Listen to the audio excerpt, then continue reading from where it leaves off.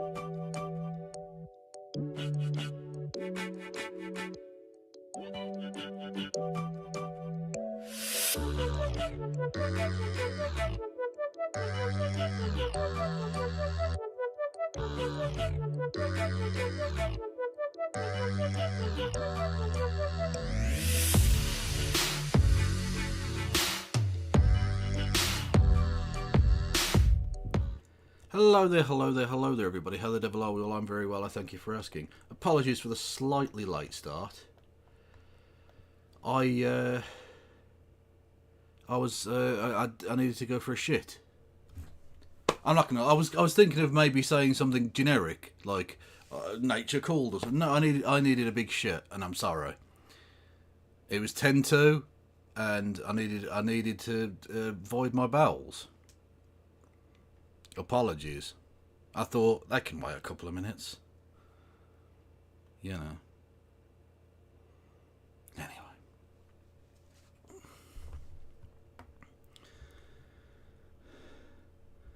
Amaranth is currently doing a car wash with 6.4 million viewers. Maybe Kev needs to do the same. I don't think the Kev needs to do the same. I really don't think I need to do that. Also, I hope the car she's washing is not a Tesla, because it will rust. Fact. Hello there, Doggo Duck. Welcome to the Kevolution. Anyway. Million? Million what? The fuck are you talking about? Where did you get a million? I'm so fucking confused. I don't know. What? I don't know what's going on there. Anyway, hello there to the YouTube peeps as well. There you go. I don't believe you describe it. I want pictures, receipts. You do not want receipts. I assure you of that much. Now, the only reason I'm actually on YouTube, and this is good news actually, is where are we? Because as you will know, last time out, We did a Tanky Tuesday, and at the end of that, we watch Soviet Storm, which is a series about the Eastern Front during World War II. It's I was about to say a lot of fun, but that's not really quite true. It's a lot of edutainment, and we did jokes about Uranus, which is always good. Anyway, everybody, the YouTube VOD on that cuts out. I was done for copyright, even though it's a thing that's already on YouTube, blah, blah, blah. Right? So, I got a copyright strike on my channel, which means I wouldn't have been able to upload or live stream for a whole week. Now, considering I haven't uploaded a video in about fucking 4 months, that bit of it wasn't a problem. But live streaming is a thing that I'm now doing. I'll get to the noises in a second. I'm going to just power through. Right, so I put in an appeal, and I thought to myself, why bother? They never fucking take a look at these things. But I put down the truth, which was, this is clearly fair use. I'm commenting on, transforming, critiquing, just generally altering the content. Because last time I checked, the Soviet Storm series does not involve a dickhead making Uranus jokes. Going on about how Friedrich von Paulus had been ensconced in in Uranus. Oh, he was being crushed by Uranus.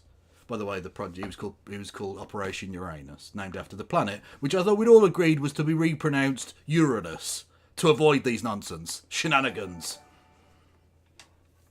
But either way, so I put in.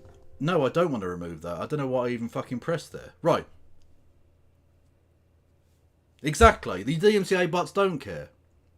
But I put in the truth, because, damn it, the truth needs to be told. And it was granted. It was actually granted. So they overturned the DMCA, which is the right fucking call. Not just because it's better for me, but it's just generally the truth. I was absolutely flabbergasted. So I'm on YouTube again. There you go. Thank you to James Holmes for gifting 5 memberships on YouTube. Much love to you. So yeah, that's the only reason I'm even here. Anyway, good times. So I presume they actually sent a human to do that. But, Anyway, so if you enjoy my content, as clearly the DMCA bots like my content, / humans who did it, I don't know. Anyway, if you enjoy my shit, did Hakim do that? No, that was about the Soviet storms. It had nothing to do with Hakim. Trust me, we're going to be getting to Hakim again today. But Hakim had nothing to do with the DMCA, okay? There are many reasons to criticise that man for his beliefs and his ridiculous historical revisionism, but DMCAing random YouTubers he's never heard of, I presume, is not one of those things. So that's, that's fine. Anyway.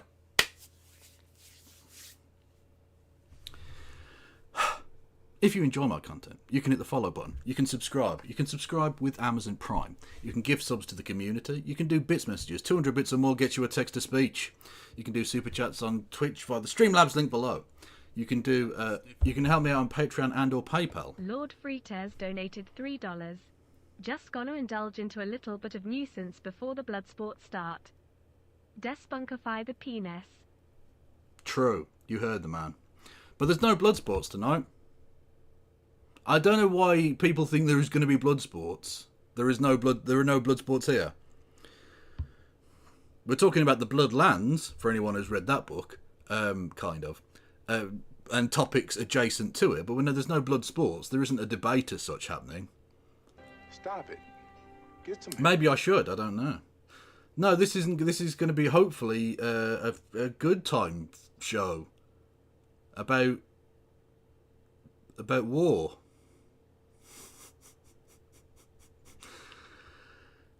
You were hoping for a shouty match. There almost certainly will not be a shouty match. This is going to be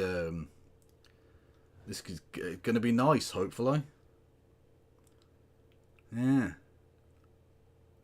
Debate yourself for blood sports. How about I fucking debate you, cock?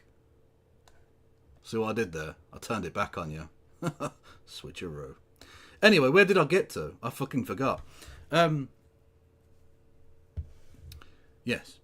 You can go over to the Discord and check that out. I occasionally give you such uplifting comments like this from yesterday. I was so tired, right? I don't even remember sending this. But we'll go over to the Discord, right? Streams. So if you go over to the Discord, you can check out the Discord. It's linked below. You go to streams, right? So that's where I advertise the stream. There's literally the advertisement for this stream that you're watching right now. Someone tweeted out, not tweeted, they put in there yesterday. Any stream tonight, brackets 13th. So yesterday. And I just put, I don't know.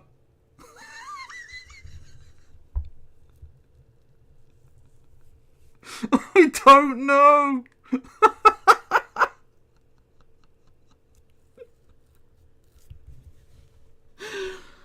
Well, if I don't fucking know, how does anyone else know? I'm like a mystery wrapped in an enigma. They seek him here, they seek him there. He is in the shadows. He watches, he waits for his moment. Fucking idiot. Anyway, you can check me out on the Discord, where you can get that kind of update of nothing.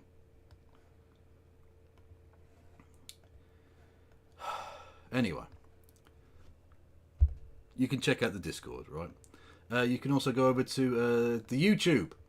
Blue Sky, Twitter, TikTok, Blue Sky, Instagram, Bebo, MySpace, Venmo, names of Alibaba. Is that a thing? I think that's a thing. It might be racist. I'm not sure. Anyway, I'm on various things. And if you're on YouTube, you can become a member for as little as 99 pence. You can gift subs to the community as a way of helping out the channel. You can do super chats as well. That is the thing that's available to you. Oh, I'm sweaty already. It's not even that warm. It wasn't even that warm today, but I'm sweaty and I've got a fan on and everything. Fucking silliness. LinkedIn. Yeah, I'm on LinkedIn. I'm on Friends Reunited. I'm on Napster. Do you remember Napster? Fuck me. I am old. Anyway. So these are things you can do if you want to help out. Thank you to Pandanus Rex for resubscribing. 43 fucking months, man. 43 fucking months. Love it. That is the wrong website entirely. Why did I type that? That's very silly, Kev. You're a silly boy. Yes. Anyway, yes. So, Kevin DeBot. Is that a real thing? That's not me. That's definitely not me. I would not, even in my MySpace days, I did not put Kevin XOXO as a fucking name. You and MySpace Tom still tight? Yes. I understand that reference. Anyway. Fuck me. Right. We're doing a kind of, I don't know, lib special tonight, I guess. I don't even know. We'll be talking with Dylan Burns, going through the Hakim video again, which I know, like, I did that the other day, so maybe that might not be so interesting for some people, in which case dip out. That's absolutely fine, not a problem. It's weird time anyway, it's late. MySpace Tom was your first friend on there, the guy who ran it? I don't fucking remember. Anyway, so yeah, we're going to take a look at we're going to be talking with Dylan Burns about that, which we won't be doing from an entirely lib perspective. I will be giving a leftist perspective on this, but even so, I think libs and leftists can both agree Stalin, not a cool dude. I'm reaching out, hands across the aisle on that one, okay? A long one. Take a shit. Oh, thank you. Thank you. And I wanted to take a look at this. Now, I've saved this as a live reaction, right? I've saved this as a live reaction, and I hope he doesn't let me down. You know I like Steve Shives. Steve Shives, good lad. Bit of a lib, but a good lad. Anyone who says otherwise will feel my pugilistic wrath upon them. Metaphorically. He put out a video, as you can see there, a day ago. 3 uncomfortable truths about Joe Biden and Gaza.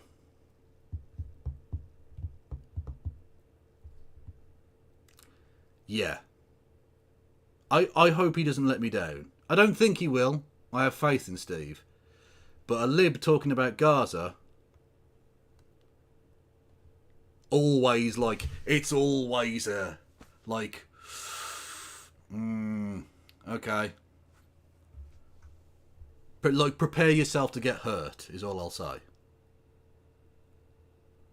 Steve has called in for... yeah, friend of the channel, Steve Shives. Absolutely, yes. Big, massively so. So don't hurt me, Steve. Don't do it. That is muted. Well, it's adverts anyway, but who cares? With the Israeli Defense Force continuing its operations in the Gaza Strip, with student protests against American support of those operations ongoing, and with President Biden seemingly approaching a point where he might actually withdraw that support, I think it's a good time for those of us who are Americans, and specifically progressive Americans, to acknowledge 3 most unpleasant and uncomfortable truths about President Biden and what's been happening in Gaza. Okay. Before we get to that, though, just a second. Did you see, dear friends, where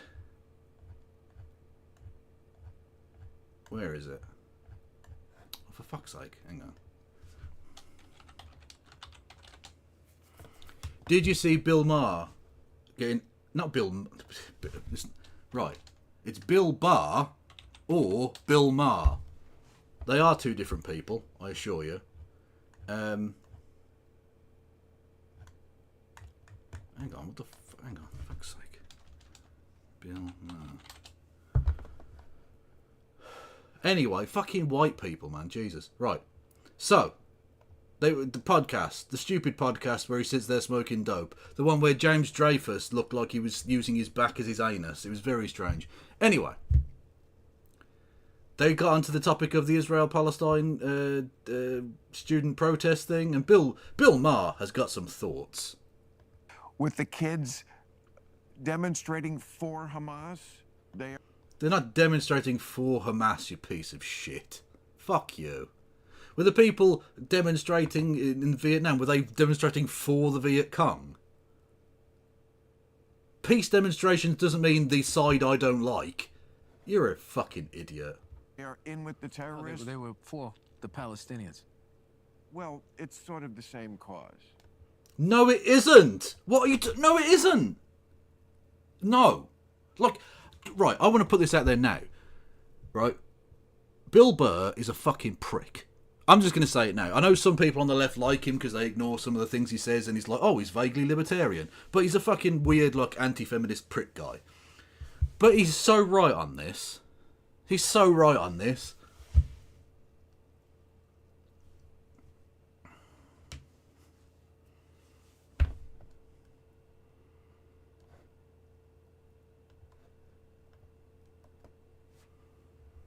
Why, are you? I'm on the side of the kids. Yeah, that's easy to say. You know, no one wants to see kids dead. Except you're literally like, it's easy to say you're for the kids. What's not easy is to be like, actually, I want the kids to die. So, you know. Like, you're such a brave truth teller. Come out and say it. You're absolutely fine with Palestinian kids being blown to pieces. Yeah. Yeah. This is a war. That was very brave of you to say that. This is a war. I'm the one who's actually brave on this. Yeah, I'm the one who's brave. I'm the one who agrees with the vast majority of the American media and political establishment. I'm a truth teller. Do you want to suck your own dick any harder, Bill Barr? Not Bill Barr, Bill Maher. I'm mixing up three people. This is in my head because they're all white people. They're all fat old white men. There's Bill Maher, the comedian / rightoid grifter. There's Bill Burr, the American comedian / libertarian kind of douchebag guy, and there's Bill Barr, the former Attorney General under Donald Trump. They're all fat old white men, and they're all called Bill something and that's too much for me. My brain can't handle that level of whiteoidness. The caucasity of it is just overloading my system right now, and I can't deal with it.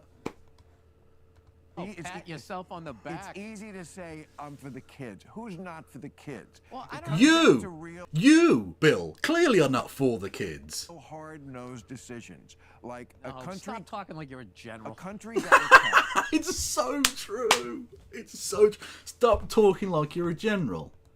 You're a crusty old prick who doesn't even believe, apparently, in the germ theory of disease. You're a weird anti-vax lunatic. You sit there safely ensconced in your fucking multi-million-dollar Hollywood mansion, and you want to sit there going about hard-nosed decisions like you're out there on the Golan Heights with a fucking rifle in your hand. Shut the fuck up. Armchair general bitch. Israel got attacked. I'm not saying that they didn't have a right to go back. I'm just sitting there going like, how do I look at We're what... the only country in the world that they get attacked, and then as soon as they counterattack, it's like, well, we got to stop this shit now. Don't attack them. There's a very simple solution to all this problem. In the Yeah, don't attack Israel. Like Israel didn't fucking literally hasn't been bombing the shit out of all of the other countries as well. Like it's entirely one-sided affair. Also, dickhead, the Palestinians didn't attack on October 7th. Some cunts did. And they're not killing the cunts, are they? They're killing little fucking Palestinian babbies. They're blowing up fucking houses. How is them blowing up all of the houses of the West Bank? Not West Bank, Gaza Strip, sorry. How is that helping to defeat Hamas exactly? Middle East, stop attacking Israel. Hey, you Stop just solved attacking it. Israel. You just I did. solved it. I actually there did. you go. That's fantastic. Anyway. All right. We don't need to get let's onto go to, that. Let's go to Russia and the Ukraine. How do you solve that one, Bill? Let me hear your hard-nosed decision about that. Well, let me ask you a question. How is war still... You gotta say, he's serving some proper cunt on this. He is serving some proper cunt. He's just like, what's your problem? What's your solution there, Bill? Like he's literally treating you with fucking contempt. With a fat hoagie on, just being like, yeah, solve all of these complex geopolitical issues for us. While you're sat there smoking a bifter in LA, Bill. Now, don't get me wrong. You want to sit there smoking weed in LA? Absolutely fine. Don't pretend you're some geopolitical fucking expert who's going to solve it just like that. Because you're not. illegal? With all this shit that's been canceled. Legal. Why is that still fucking legal? Would you like a real answer to that? Because for something to be illegal, you have to have the capacity to enforce it. And you can't enforce against war, or else you have to go to war with the country that's going to war. And we don't want to go to war with Russia over Ukraine. What would be the sense of making it illegal? Oh, that's really going to stop Putin. No. To stop people from going to... So you've just said there that international law is pointless, which I agree. That basically is the American position. They pretend when it suits them that international law exists, but they're not even signed up to the fucking International Criminal Court, so that doesn't mean anything. And they've literally given themselves pre-approval to invade the Netherlands, where The Hague is. The Hague is a city, Den Haag, where the International Criminal Court sits. Congress gave pre-approval to any sitting president that if an American is sent to the ICC at The Hague, the American Armed Forces can invade the Netherlands. A sovereign nation, Ladies and gentlemen, member of the EU, member of NATO, victory is ours. ally of the United States, can just be invaded. Can just be invaded. That's fine. So I agree that the American position is that international law is nonsense, but I thought we were for the international rules-based order. Somehow, we were the bulwarks of Western civilization. war, you have to also put You can't boots... sit down and talk it out. Why can't Putin do a podcast with the head guy?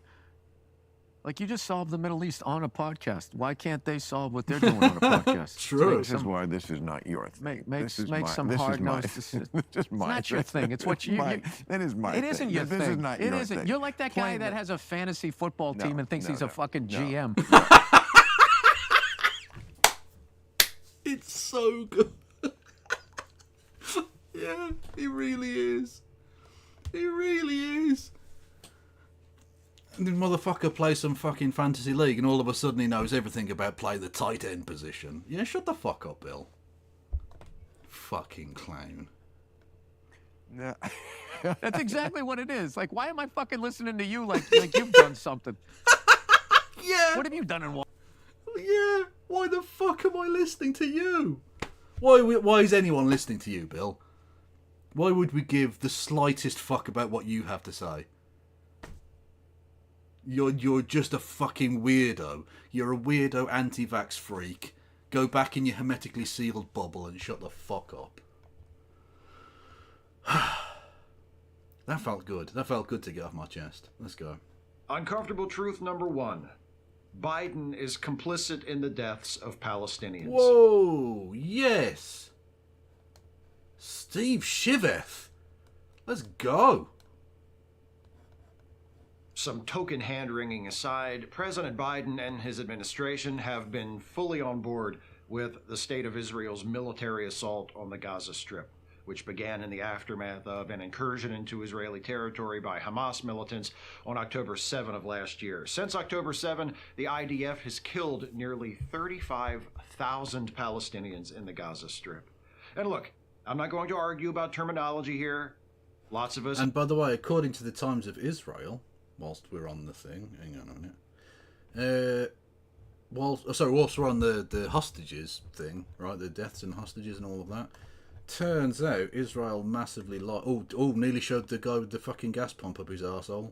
Anyway, according to the Times of Israel, we later found out that Hamas had offered on October the 9th or 10th to release all the civilian hostages in exchange for the IDF not entering the Strip, but the government rejected the offer. So if they'd wanted the hostages back, they could have had them back within 72 fucking hours. Interesting. Turns out it wasn't about getting the hostages back, was it? It was about furthering their imperialist ambition of taking all of that land.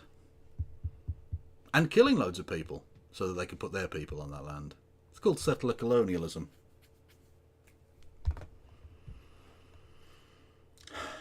Didn't we already know that? No, this is new information. We've known that they've tried to do deals in the past. Like, they've tried to do deals recently, especially, but with the one with Egypt. But this is new information. Yeah. Israel lied. And is continuing to lie. have referred to this as a genocide. Israel has been charged with genocide before the International Criminal Court as a result of its current operations in Gaza. But if you don't think genocide is the right word, if you see people calling it a genocide and your response, for whatever reason, is to look up the United Nations definition of genocide and highlight the sections which you feel disqualify what's currently happening in Gaza from that definition, call it something else. Call it an assault, call it a military operation, call it a war crime or an atrocity if you agree that it's bad but just aren't comfortable getting too specific. I don't care what you call it. 35,000 Palestinians killed by the IDF since October 7. Now, I will argue, slightly differently to Steve here, that I think it does matter what you call it, and I think you should call it genocide, because that is what it is. And that people aren't doing it just because they're a little bit squeamish. People generally who don't want to call it genocide are doing so because they don't want to admit either A, their complicity in it, or B, that they are actually just actively in support of it. So, you know. What is it, 255? Earlier today I got shortchanged at a local chip shop. Do you think it's okay to complain about stuff like that to service workers? Like, I'm sure the woman in the chip shop has to deal with angry complaints rather than not add up to that very small amount of money. Well, it depends, 255. It depends how much it was and whether you get you see this problem straight away, basically. So, like, it's good. I think it speaks well to you that you aren't just steaming straight in there and being like, fuck you, bitch. I think that speaks to a good impulse within you. But then we all knew you were a good lad anyway. You didn't need to prove that to nobody. But, But yeah, yeah, if it's not that much money, just leave it, I guess. Also, technically, in a legal sense, 20 pence ain't shit, mate. Technically, if you've left the property already and haven't noticed the shortchanging, then you have no legal recourse. They can just tell you to go fuck yourself. Oh, really? Of those 35,000, almost 15,000 are children. Were children, I should say. In addition to those 35,000 dead, nearly 80,000 Palestinians in Gaza have been wounded. Women and children account for 3/4 of those. In addition to those, more than 10,000 people are unaccounted for. Women and children account for 70% of those. And in addition to all of those, the UN estimates that 1,900,000 Palestinians have been displaced. That's nearly 80% of the total population of the Gaza Strip. And the infrastructure of Gazan society has been thoroughly smashed. I'm not an apologist for Hamas. Fuck Hamas. But here's the thing. Even if you believe Hamas is everything the Netanyahu government says it is, and even if you believe the hands of the Palestinian people are as dirty from the crimes of Hamas as the Netanyahu government says they are, this is, as the President of the United States himself has described it, over the top. Israel has a right to defend itself. God almighty, Joe Biden is such a fucking wanker, isn't he? It's over the top. Look, we were okay when you were just killing them and doing settlements and getting them out bit by bit, because it doesn't really make many international headlines, and it wouldn't have been inconvenient for my re-election chances. But this is just a little bit over the top. We are slightly peeved at this totally not genocide that we're funding right now. Jesus fucking Christ, man. He's such a pointless human being. Can the boomers like Joe Biden actually just fuck off? What the fuck is this? That is an abomination. That is an affront to both me and Amaranth. No one needs this. Ripshaft, no one was asking for this. Although, look at I am fucking caked up. Good lord. Oof. I might save this one for later.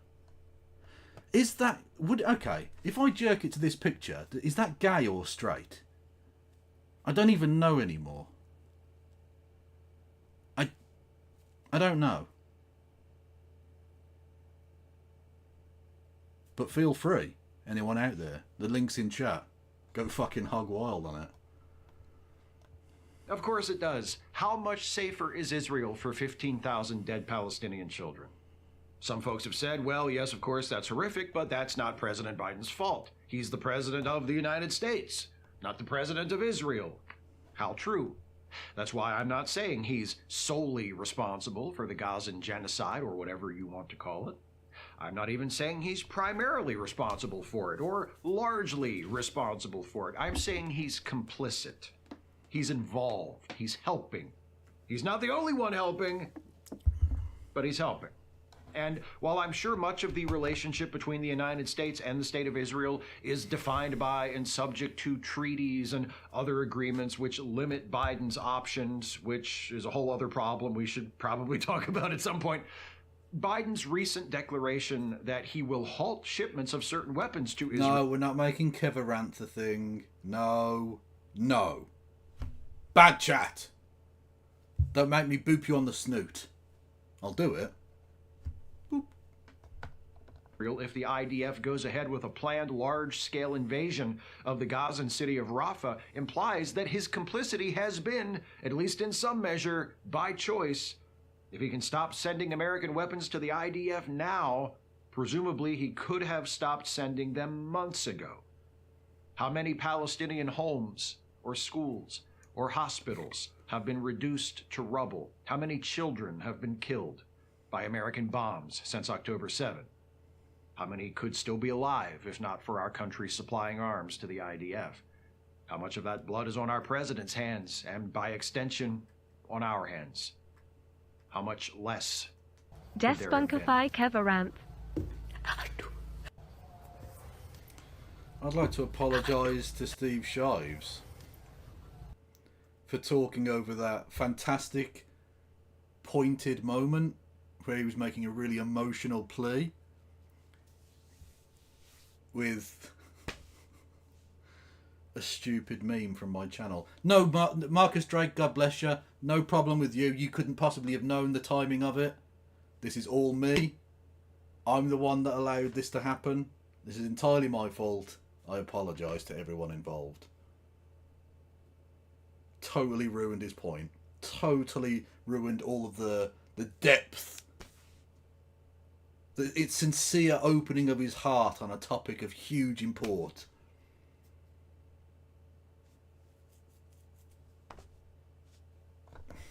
Everyone boo the lawyer, that's true. Would it be incest to have sex with a copy of yourself as you are related, Kev? I have never considered the ethics of fucking a clone. That's something I'm going to need to... to ruminate upon. Let the peanuts percolate on that one, I think. Yeah. Uncomfortable truth number 2. Whatever Biden does from now on to force Netanyahu's government to stop killing Palestinians will be too little, too late. Honestly, Steve Shaw's being based here. This is fucking awesome. Yeah. This is just correct. This is just fucking true. I'm so glad he didn't shit-lib it. Let's go. For more than 7 months, the United States, under the leadership of President Biden, has supported the State of Israel's assault on the people of Gaza, supplied arms, vetoed UN resolutions, applied political pressure to discourage international authorities from attempting to hold the government of Israel accountable for its crimes. If the IDF's Rafah offensive escalates, and if Biden halts weapons shipments to Israel as he has publicly declared he will, and if the IDF is forced to delay or scale down or abandon its invasion of Rafah, if that happens, that will be a good thing, no question. Anything that forces Netanyahu's government and the IDF to kill fewer Palestinians would be a good thing. But even if the killing stopped today, 35,000 Palestinians would still be dead. Yeah, exactly. Like, he should put an end to it now, but he should have put an end to it 6 months ago. Yeah. Seamstress Dragon, you're quite correct. I think the situation under Trump would be worse, but think about how well Vietnam will be worse under Nixon played at a general election. It doesn't. Telling people... Yes, I know you think our guy committed a genocide, but the other guy would have committed a worse genocide, so vote for our genocider will not get people to go and vote for your genocider.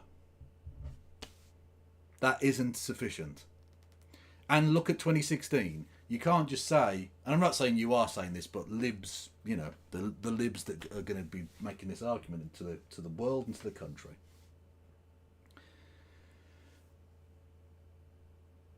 You can't just say, I'm not Donald Trump. Look at 2016, okay? In 2016, Hillary Clinton ran basically a campaign solely on, I'm not Donald Trump. Donald Trump bad, I'm not Donald Trump. Also, I'm a lady. But I'm not Donald Trump, and I'm a lady. I'm not Donald Trump. Fuck Donald Trump. Donald Trump scum. And he won. Now, he won because of statistical quirk, because of the fucking ridiculous electoral college system and all the rest of it. True. But he still fucking won. Asking people to vote for your genocider because the other genocider would be worse, and just saying he's bad, when Joe Biden's come out and basically said that the protesters are Hamas. Like, fuck you, dude. You deserve to lose, man. Like, fuck you. Look, I hope he doesn't lose because Trump will win, right? So I understand that mathematics. I'm just saying, he deserves, on a moral level, Joe Biden deserves to lose and deserves to be remembered as a fucking shithouse of a president. A cunt of a man. The best thing he ever did was fall off that fucking bike. Even if the killing stopped today, 15,000 Palestinian children would still be dead. Even if the killing stopped today, entire cities would still lie in ruins. Preventing future damage is a worthy and urgent cause, but the damage has been done. That's not all. There's a political side to this uncomfortable truth. It's all well and good for Biden to put his foot down now, but where was this resoluteness 7 months ago? By taking so long to finally maybe do something definitive to block the IDF's attack on Gaza, or at the very least reduce or eliminate his complicity in it, not only has Biden contributed to the deaths of tens of thousands of people, he's also irreparably damaged his reputation with his own base. His thoughts and prayers attitude toward Palestinian casualties while continuing to arm the Israeli military has confirmed some of the worst fears many progressives had about him before he became president. The rap on Biden from the left has always been that he's too attached to the status quo. He's progressive, he sees the need for reform, but he's so reluctant to challenge certain established norms that he winds up not doing nearly as much good as he could have or should have. He's personally cantankerous and rhetorically pugilistic, but when faced with a situation as grave as the one in Gaza, which demands a significant change in long-standing American foreign policy, namely our acting as a rubber stamp for whatever the government of Israel wants to do, he's unwilling to make that change. He's too trusting in flawed institutions. He's too reverent toward tradition, too dismissive of newer ways of thinking. Yeah, he's like a conservatoid. Yeah. He is, at least in some way, on some level, a decent man, but he's weak. He lacks the boldness, the spine, to do what this moment demands of him. What can he possibly do now to change that perception of him? I don't know. I do know that if I were him, I'd want to change it because there's an election in less than 6 months, and there are college students protesting his Israel-Gaza policy all over the country right now, and there are people who would otherwise vote for him who are now seriously considering sitting this one out because they can't bring themselves to vote for someone who has been so stubbornly in support of an ongoing and globally televised genocide, or whatever you want to call it. But that brings me to the third and final uncomfortable truth we need to confront, because while this one is about Biden, it's directed at us, and a lot of you really aren't going to like it. Uncomfortable truth number 3. We need to vote for Biden anyway. Yeah, I could sense it. I could sense it coming. And he's not wrong.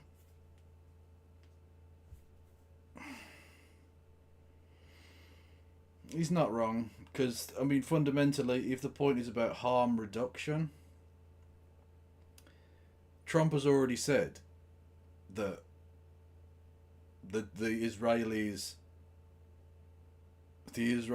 aren't going far enough. Even the tiny amount of pushback Biden has given is... No, he is wrong. No, hang on. No, I'm wrong. What? Hang on. Who's wrong? Can chat not give mixed messages, please? Be very, very clear. Anyway, Trump has already said that the Israelis are not going far enough. So if he becomes president, the situation for the Palestinians will be worse. So I get what he means there. But ultimately, I'm not going to pressure anyone. I'm not even going to argue that people should vote for... I'm not even going to argue that people should vote for Donald Trump. Vote for Joe Biden. Because I don't think he deserves to win. I think he's a piece of shit. And when he dies, I probably will do a crab dance. Because fuck him. There's only so many videos of minced children you can see that have been minced by bums he sent to Israel. Before you think to yourself, I don't know about you. You might be a massive cunt, mate. You might be a fucking wanker. You might be a genuinely uncaring, heartless piece of shit. So he deserves to lose. But I hope he doesn't. Because Trump would be worse. Trump has said he will be worse. Trump has promised he will be worse. So I get it. It's an unbelievably uncomfortable, shitty system and situation that America finds itself in. But it does find itself in that situation. The long-term solution is not voting for Joe Biden, but the short-term answer, unfortunately, is. But if you live in a state like, say, California, where he's going to win comfortably anyway, don't vote for him. Fuck him. He's a cunt. Vote for the good Democrats down the ticket, maybe, if there are in your area. Vote for the good ballot initiatives and stuff. Like, go out and vote. I think if you're a person who can vote, if you're a person who's allowed to vote in America, because of course there are lots of fucking restrictions, you should do. But if you don't want to vote for Joe Biden, I fucking get that. I totally get that. From my point of view, if you tell the Democratic Party to vote for Joe Biden and Biden is going to be president, the Dems are putting the energy out they're going to reap. What's this thing on? Instead of picking a candidate that should be better than Biden, Dems are weird and blind. No, well, they're not going to get rid of Biden at this stage. Like, it's over. Joe Biden will be the candidate. Like, we can say they should pick someone better, but they're not fucking going to. So the choice is Biden or Trump again, because the system's fucking broken. Anyway. I've meant every word I've said to you in this video. Israel's assault on the Gaza Strip, I do call it a genocide. Israel's genocide on the Gaza Strip against the Palestinian people is inexcusable. It was provoked by the crimes of Hamas on October 7, that is true, but those crimes, as horrible as they were and are, do not even come close to justifying what the IDF has done to the people of Gaza. It is an atrocity. The American support of and defense of and complicity in this atrocity is also inexcusable and is a permanent stain on the good name of the United States of America. America doesn't have a good name. I don't know what to tell you, Steve. America does not have a good name. There's no good name to fucking smear. There's no other country. I always love looking at those maps with the visualization of on each country is the flag of the country that is considered the biggest threat to world peace in that country. So the people of each country, have been polled, and which country is the biggest threat, and it's just America. It's stars and stripes everywhere except Israel and the United States, which have Iran. But everywhere else in the world think America is the biggest threat to world peace. Because they are. They keep fucking bombing everywhere. Okay, Maria, you may be sick of being told to chill. And I love you. You're a fucking awesome member of my community. But you do have to stop shouting. You can be as angry as you like. But if you type in caps, that's shouting. And I'm not having that, okay? Chill the fuck out. Seriously. Just take it down a notch. Yeah, even in the UK. Even in the UK. It's America. Exactly, no, I think South Korea has North Korea, or possibly China, if I remember correctly. But everywhere else, it's just America. Everyone thinks America's fucked. So America doesn't have a good name. You can't spoil something that's already spoiled. It's done. It's already smeared in shit, my man. Like, what can I say? Or it would be if the good name of the United States of America was a thing that existed outside. God damn it, Steve. I promise you, not a pre-watch. 100% not a pre-watch. The imaginations of people like Joe Biden. Those things are true. I believe them. And I'm voting for Joe Biden on November 5th. And if you will be eligible to do so, I think you should vote for him too. For months, social media has been filled with posts that include the hashtag #GenocideJoe. Frustration, disgust, and outrage have been directed toward Biden, Biden's party, and Biden's supporters and apologists nonstop due to Biden's continuing support of the No, I IDF's agree, Big mass murder of Princess. I Gazans. agree. I've seen many people I respect, post things like they really think they can subsidize a genocide and I'm going to reward them with my vote in November? That frustration, disgust, and outrage are justified. That incredulity is justified. I get it. I sympathize with it. I share it. I'm still asking you to vote for Biden. How can I say that? For one thing, your vote is not a reward. I do believe it's valid to expect a candidate to do something. It is to a degree. Yeah, to be fair, I actually think it is to a degree a reward. You have to fucking earn my vote. You have to earn my vote. And to be honest with you, given how shit the system is, you don't even have to do that. You don't even have to do that much to earn it. In Britain, you just have to be not a complete shit stain. Unfortunately, we don't have such a major political party in Britain, so I don't have that choice. And ditto in America, you don't have that choice. You've got to deal with a massive pile of shit and an even bigger massive pile of shit. Those are your choices. Awful. Fucking awful. To earn your vote in a sense, but I don't think your vote is a prize to be handed out to those who have proven themselves worthy. Your vote is not a prize. Your vote is not a gift. Your vote is the tiny share of input you, as a citizen of your country, get in determining how your government is constituted, what your government does, what direction your country goes, what kind of a country it is. Those are big decisions. You don't make those decisions all by yourself. All of us who vote make those decisions collectively through elections, and you are part of us. But it's not just through elections. I think if there's one thing that these protests in America have shown, is that it's put a massive amount of pressure on the Biden administration to do something. Now, the thing they have done is shit, and nowhere near enough, and far too late. But there's no doubt that pushback has genuinely changed the approach of the administration to this problem.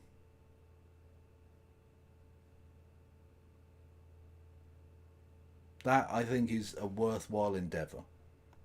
If only just to prove that actually these things can change political minds. It's not just votes. Democracy doesn't end every 4 years when you put your X next to a person's name or press a screen or whatever absurd fucking situation it is in your particular state. You need to put pressure on these fucks, especially midterm when they don't need to earn your vote. Put their feet to the fire, metaphorically. Don't fucking TOS me, Jesus Christ. Hold these motherfuckers to their claims. Joe Biden made some pretty bold claims at the last election and has followed through on virtually none of them. At least in part because progressive organisations have just drifted, thinking, well, at least Trump's gone, like that itself was a victory. Like that itself means that, oh, there aren't kids in cages anymore. Oh, yes, there are. There still are. It's still fucking happening right now. They've made them slightly nicer cages. Oh, brilliant. There's still the same fucking genocide, but just ramped up in Israel. It's fucking awful, man. Anyway. And I apologize for getting so basic in my description there. I'm not trying to talk over anyone's head. It's just that it seems like some of us have forgotten that's how this works. Voting in an election isn't the same as voting for the winner in a talent show. The people who win elections occupy some of the most powerful positions in our society. They have the power to make laws, to determine when and how those laws are enforced, to decide when to spend money and when not to spend it, and in some cases to craft and carry out foreign policy that defines our place in the international community. And here's another thing about elections. Somebody always wins, eventually. In our upcoming presidential elections, Smartmatic Systems wins. That's who wins. Every time. somebody is going to win. The winner of that election will be the President of the United States for the next 4 years, beginning on January 2025. Like it or not, unless something truly unexpected takes place between now and then, the winner of that election will either be Joe Biden or it will be Donald Trump. Let's leave aside every other reason to prefer Biden to Trump and focus on Gaza. You're a single issue voter, and Gaza is your issue. You're not comfortable voting for Biden because of everything I've been talking about. I understand. But can you make me understand how it would be better for the people of Gaza if Donald Trump were president? What reason is there to believe that Trump would be any harder on the Netanyahu government than Biden has been?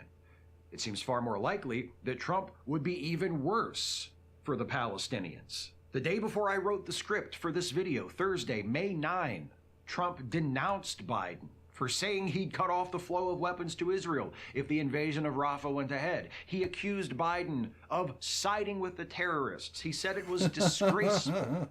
Previously, Trump has also said he would discontinue U.S. humanitarian aid to the Palestinians and encourage other countries to do the same. And he has pledged to reinstate the Muslim ban he implemented early in his presidency and expand it to bar Gazan refugees, deport immigrants suspected of being sympathetic to Hamas, and ban people who aren't supportive of Israel from entering the U.S. And sure, you might say, well, I'm not going to vote for Trump either. Okay.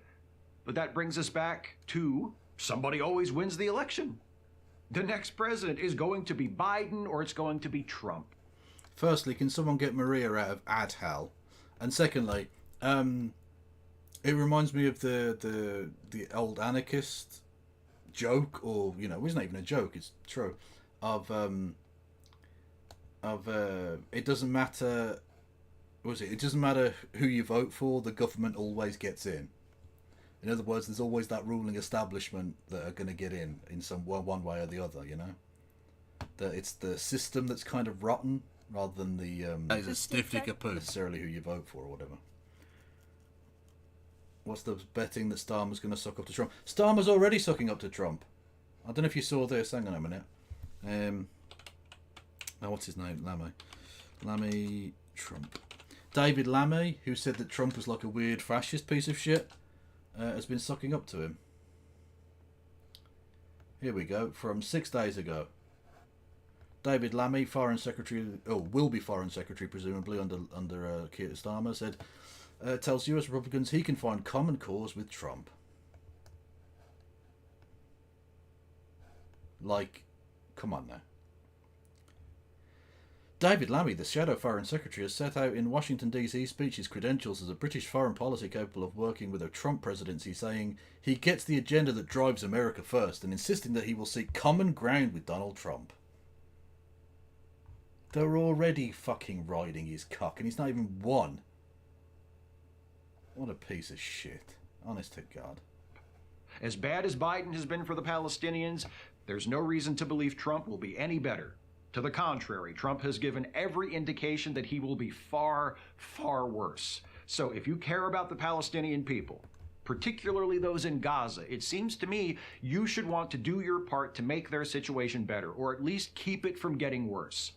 Part of that effort has to be stopping Donald Trump from becoming president again. How do we stop Donald Trump from becoming president again? We elect Joe Biden. That doesn't mean voting for Biden is the only thing you can do or the only thing you should do. It's not. Protest, advocate, push. If Biden's recent declaration to halt arms shipments to Israel proves nothing else, it proves that he can be moved. Oh, thank you, Lord Fritus, for gifting a sub, to Maria End. Much love. Much love. Much love. Might take a lot longer than it should. It might require a lot more effort than it should. But he is able and willing to change his mind. So keep up the pressure, speak out, make your voice heard. Let everyone know, especially the politicians who are asking for your vote in November, that you care about the people of Gaza and you demand that the United States government use its power and influence to help the people of Gaza, not to supply and run interference for the army trying to wipe them out. Then, when election time comes around this fall, vote for Joe Biden. Not because he deserves it, not because the people of Gaza don't deserve better, because he's the best of the viable options. And because contributing to the best result for the people of Gaza is something we should all be willing to do, even if we have to hold our nose, or swallow our pride, or set aside our anger. If you're not willing to do that, ask yourself this: is your refusal To vote for Biden about Gaza? Or is it about you? I'm not sure I like that tone at the end. Not sure I like that tone one little bit. But other than that, it was a pretty based video, to be fair. So I'll let him off. And he's a good lad in general. Don't care, voting for the brainworm. True! Fucking based. Based in loveliness. Hello, hello, hello. Hello there, Dylan motherfucking Burns. How are you? I'm doing okay. I left my good mic out in a village out in the Kiev countryside. So I'm not going to get it back till tomorrow. So today you have to do with my laptop mic. I'm very sorry. That's absolutely fine. That's wonderful stuff. As this is by default made me more left wing now than my audio. You are. I mean, honestly, you're positively, socialist with that kind of audio. Yeah, absolutely. Yes, I'm following Pol Pot thought at this point. I think they brought me quite Right. down the rabbit hole. Well, yeah. Well, it's interesting. You're going to be doing anti-tanky talk with that kind of audio. Like, that's hypocritical. When you think about it. It is. I have worse audio than Hakim, and therefore, at the end of the day, I think I'm the true leftist. True. Well, that is how it works. Yeah, that is literally the only thing that counts. Yeah. True. That's all that matters. Yes. Yeah. I wanted to take a look at this video with you. A, because I think it's within your geographic wheelhouse, I guess. And B, I as a historian, I'm disgusted by the lies that are told in this, especially in defense of Joseph Stalin. And I needed to just vent, I think. I need to just get it off my fucking chest. Yeah. Honestly, I feel that recently, because of the Russian invasion of Ukraine, a lot of this history is being revisited. Yeah. I see on Russian state TV quite a lot the revisiting of the Second World War. We just had the big Victory Day parade. And so while, a lot of this history might seem very distant to me, since, I was born way before this happened, there's still World War II veterans, though, so I still think it's still pretty living history. It affects a lot of today's world. Yeah.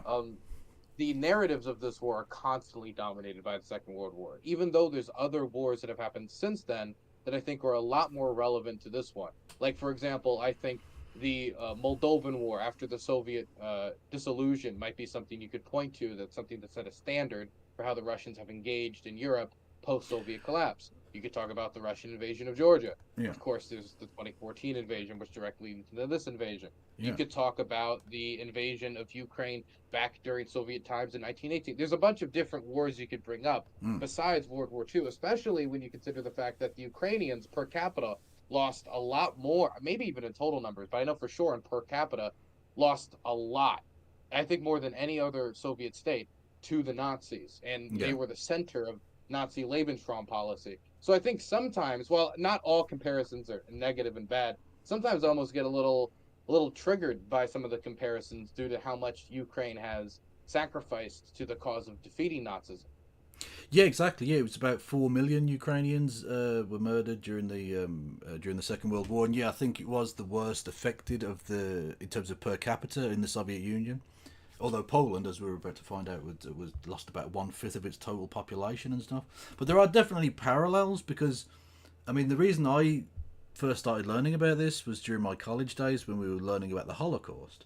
And literally the Molotov-Ribbentrop Pact, which is the thing we'll get to in a second with the video, is literally sets up the geography of that entire thing, right? Because Poland is dissected into three between the western part of what was Poland, which became part of Germany, the central government in the middle, which was essentially a kind of Nazi colony, I guess, which is where all the death camps were, it's where Auschwitz was and all the rest of it. And then the eastern part of Poland becomes bits of Lithuania, Soviet Union, Belarus, Soviet Union, and even Ukraine with the city of Lviv. And that the surrounding area there in what is now Western Ukraine was originally Polish.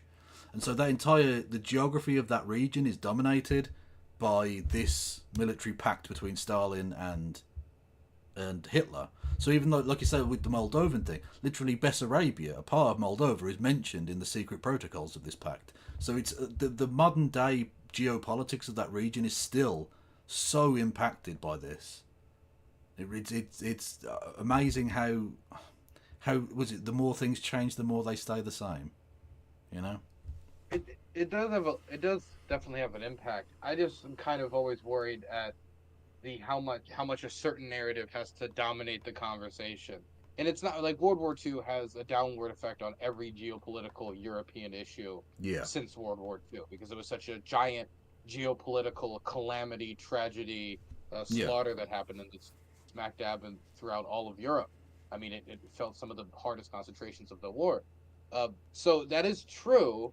It's just that a lot of times I fear that this is brought up again and again and again, in at least my frame of work, as an excuse for rabid open militarism disguised as just like celebrating victory. A lot of times Yeah. when I see like Victory Day parades in Moscow, the themes are a little bit about World War II. People's dressed up like World War II, even though the tanks are modern. The march and during the march, the uniforms are modern. They show off their missiles, etc. Hmm. But the speeches are very openly political, militaristic. We need to go into Ukraine and fight this. This is the new war against Nazism that we fought.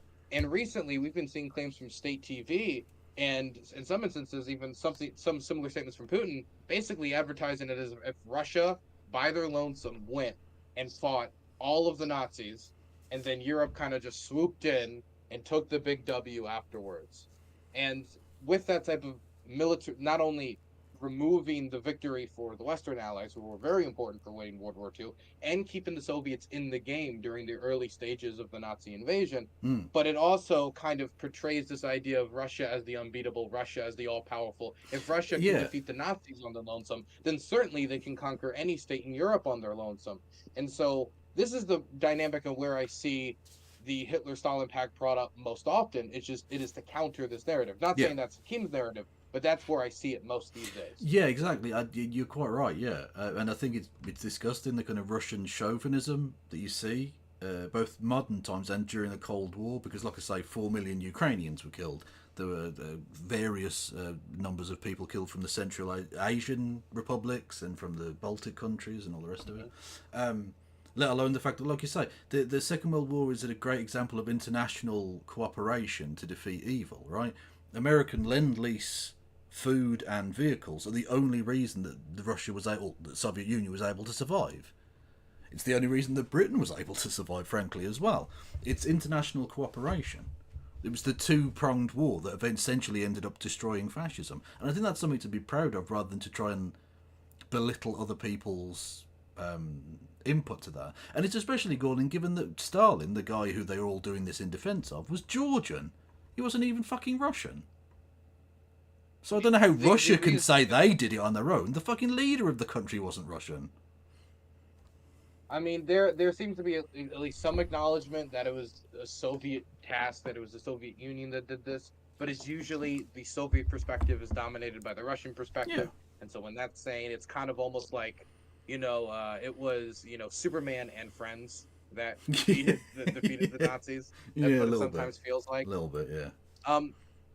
But the thing that gets me about what we're going to be talking about today, and the thing that seems to anger me the most, is this retelling of events where, the Soviets challenged Hitler, and then the Allies kind of just backed off, and then the Allies paid for the hubris, and then later, when Hitler fought the Soviets, they kind of just came to the rescue.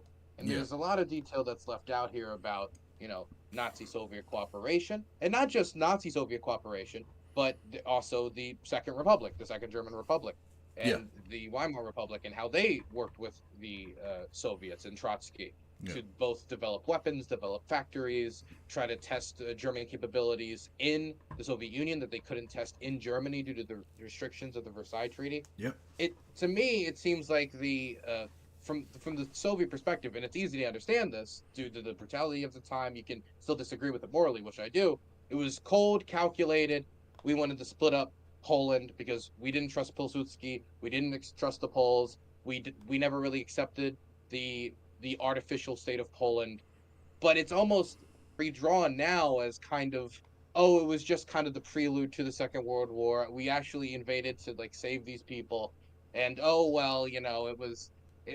We all knew it was all for the long game, and this kind of excuse making for this appeasement when Western appeasement is rightfully condemned when it comes to Czechoslovakia or Austria or all the appeasement that happened there. It's rephrased in the Soviet context as necessary for survival. But of course, appeasement when it comes to Czechoslovakia, appeasement when it comes to Austria, appeasement when it comes to everything else, well, that was just bad appeasement. But when the Soviets did it, it was good appeasement. Well, and all the appeasement was bad. Well, that's the tanky narrative, which, I mean, I think, is this a good point to actually get into the video and have a cheeky little react Andy to this? How are we going to react to this? Are we going to have it go through Discord and we'll react at the same time and we'll just say what we say? Or how are we going to... Yeah, I'll just share my screen on Discord, I guess. Yeah? Okay, that works for me. Yeah, okay. We can do that. 1 second. Okay. So, yeah, he basically gives the tanky bullshit that you just sort of outlined there. Right. Okay. Let me bring this up on screen, so I have it up on screen. 1 second. Oh, there we go. We good? Yeah, we should be good. Okay. Hello. We hear a lot about a supposed Hitler-Stalin pact, and much noise is made trying to link by extension two wildly differing ideologies and nations together through some forced horseshoe theory nonsense. If you're unaware, the horseshoe theory claims that the far left and the far right... I mean, I don't think that the way people try to connect them is necessarily horseshoe theory. I think that like most people to talk about it like just as like opportunistic, that the Soviets didn't like Poland, the Nazis didn't like Poland, and so the Soviets were willing to compromise not only on Poland but on Estonia, Latvia, Lithuania, all the other Baltic states as well. They're willing to compromise on working with the Nazis on taking this land for their own means, because they thought that like down the line they would just be able to spread communism through their own means, and that they had to jump over this hoop of getting rid of Pilsudski and getting rid of the Polish independent state because it was a barrier to their entryway into Europe, whether for the spreading of the proletarian revolution, as some people would put it, rebuilding of empire, as other people would put it. But it was never about that these ideologies are the exact same, just that they were willing to stoop to very similar disgusting behavior when it comes to splitting up their neighbors, when they could have collaborated with their neighbors against the aggressing states. Yeah, absolutely. Rather than being at opposite and opposing ends of a linear political continuum, are instead incredibly similar. This is the sort of brain-dead take you expect from so-called liberals who consider themselves enlightened when doing their both sides are bad shtick. Historically, these... Do you feel called out? Both sides don't have to be equally bad. They could be bad for different reasons, and then they can engage in similarly repulsive behavior, or behavior that isn't the exact same, but both repulsive. And I would say that working with the Nazis to create a plan to split up Poland, and not just Poland, but other parts of Europe, I would say that's bad, especially considering that there were other countries trying to stop that invasion and use deterrence to stop it.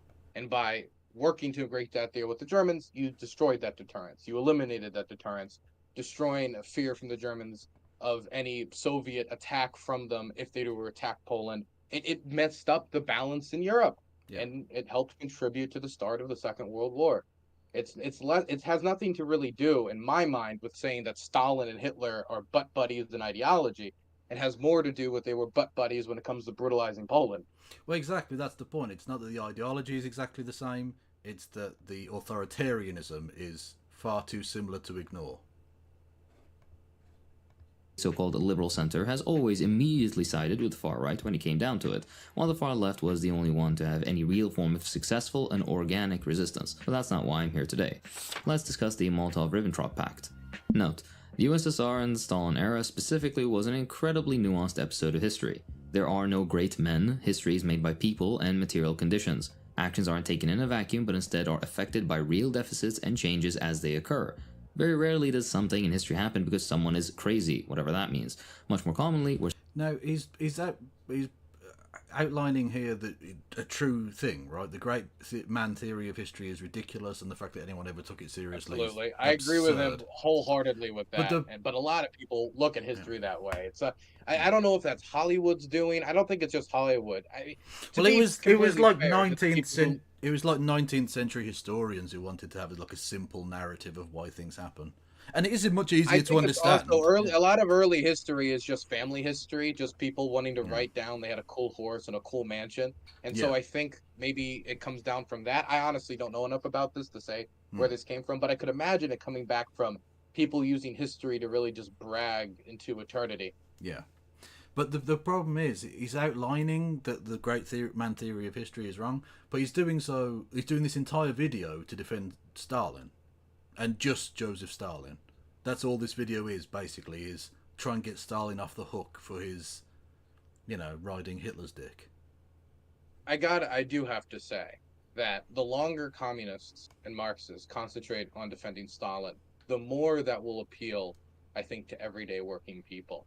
I was talking to Iowa Joe the other day, and he was like, Yeah. "I will only vote for the Democrat. I will only vote for the candidate for president who makes a strong defense of the Molotov-Ribbentrop Pact." It's true, absolutely. Honestly, the crushing of the uprising in Poland was definitely, the Prague Spring. The crushing of the Prague Spring is a huge issue for the median voter in Ohio. Definitely, 100%.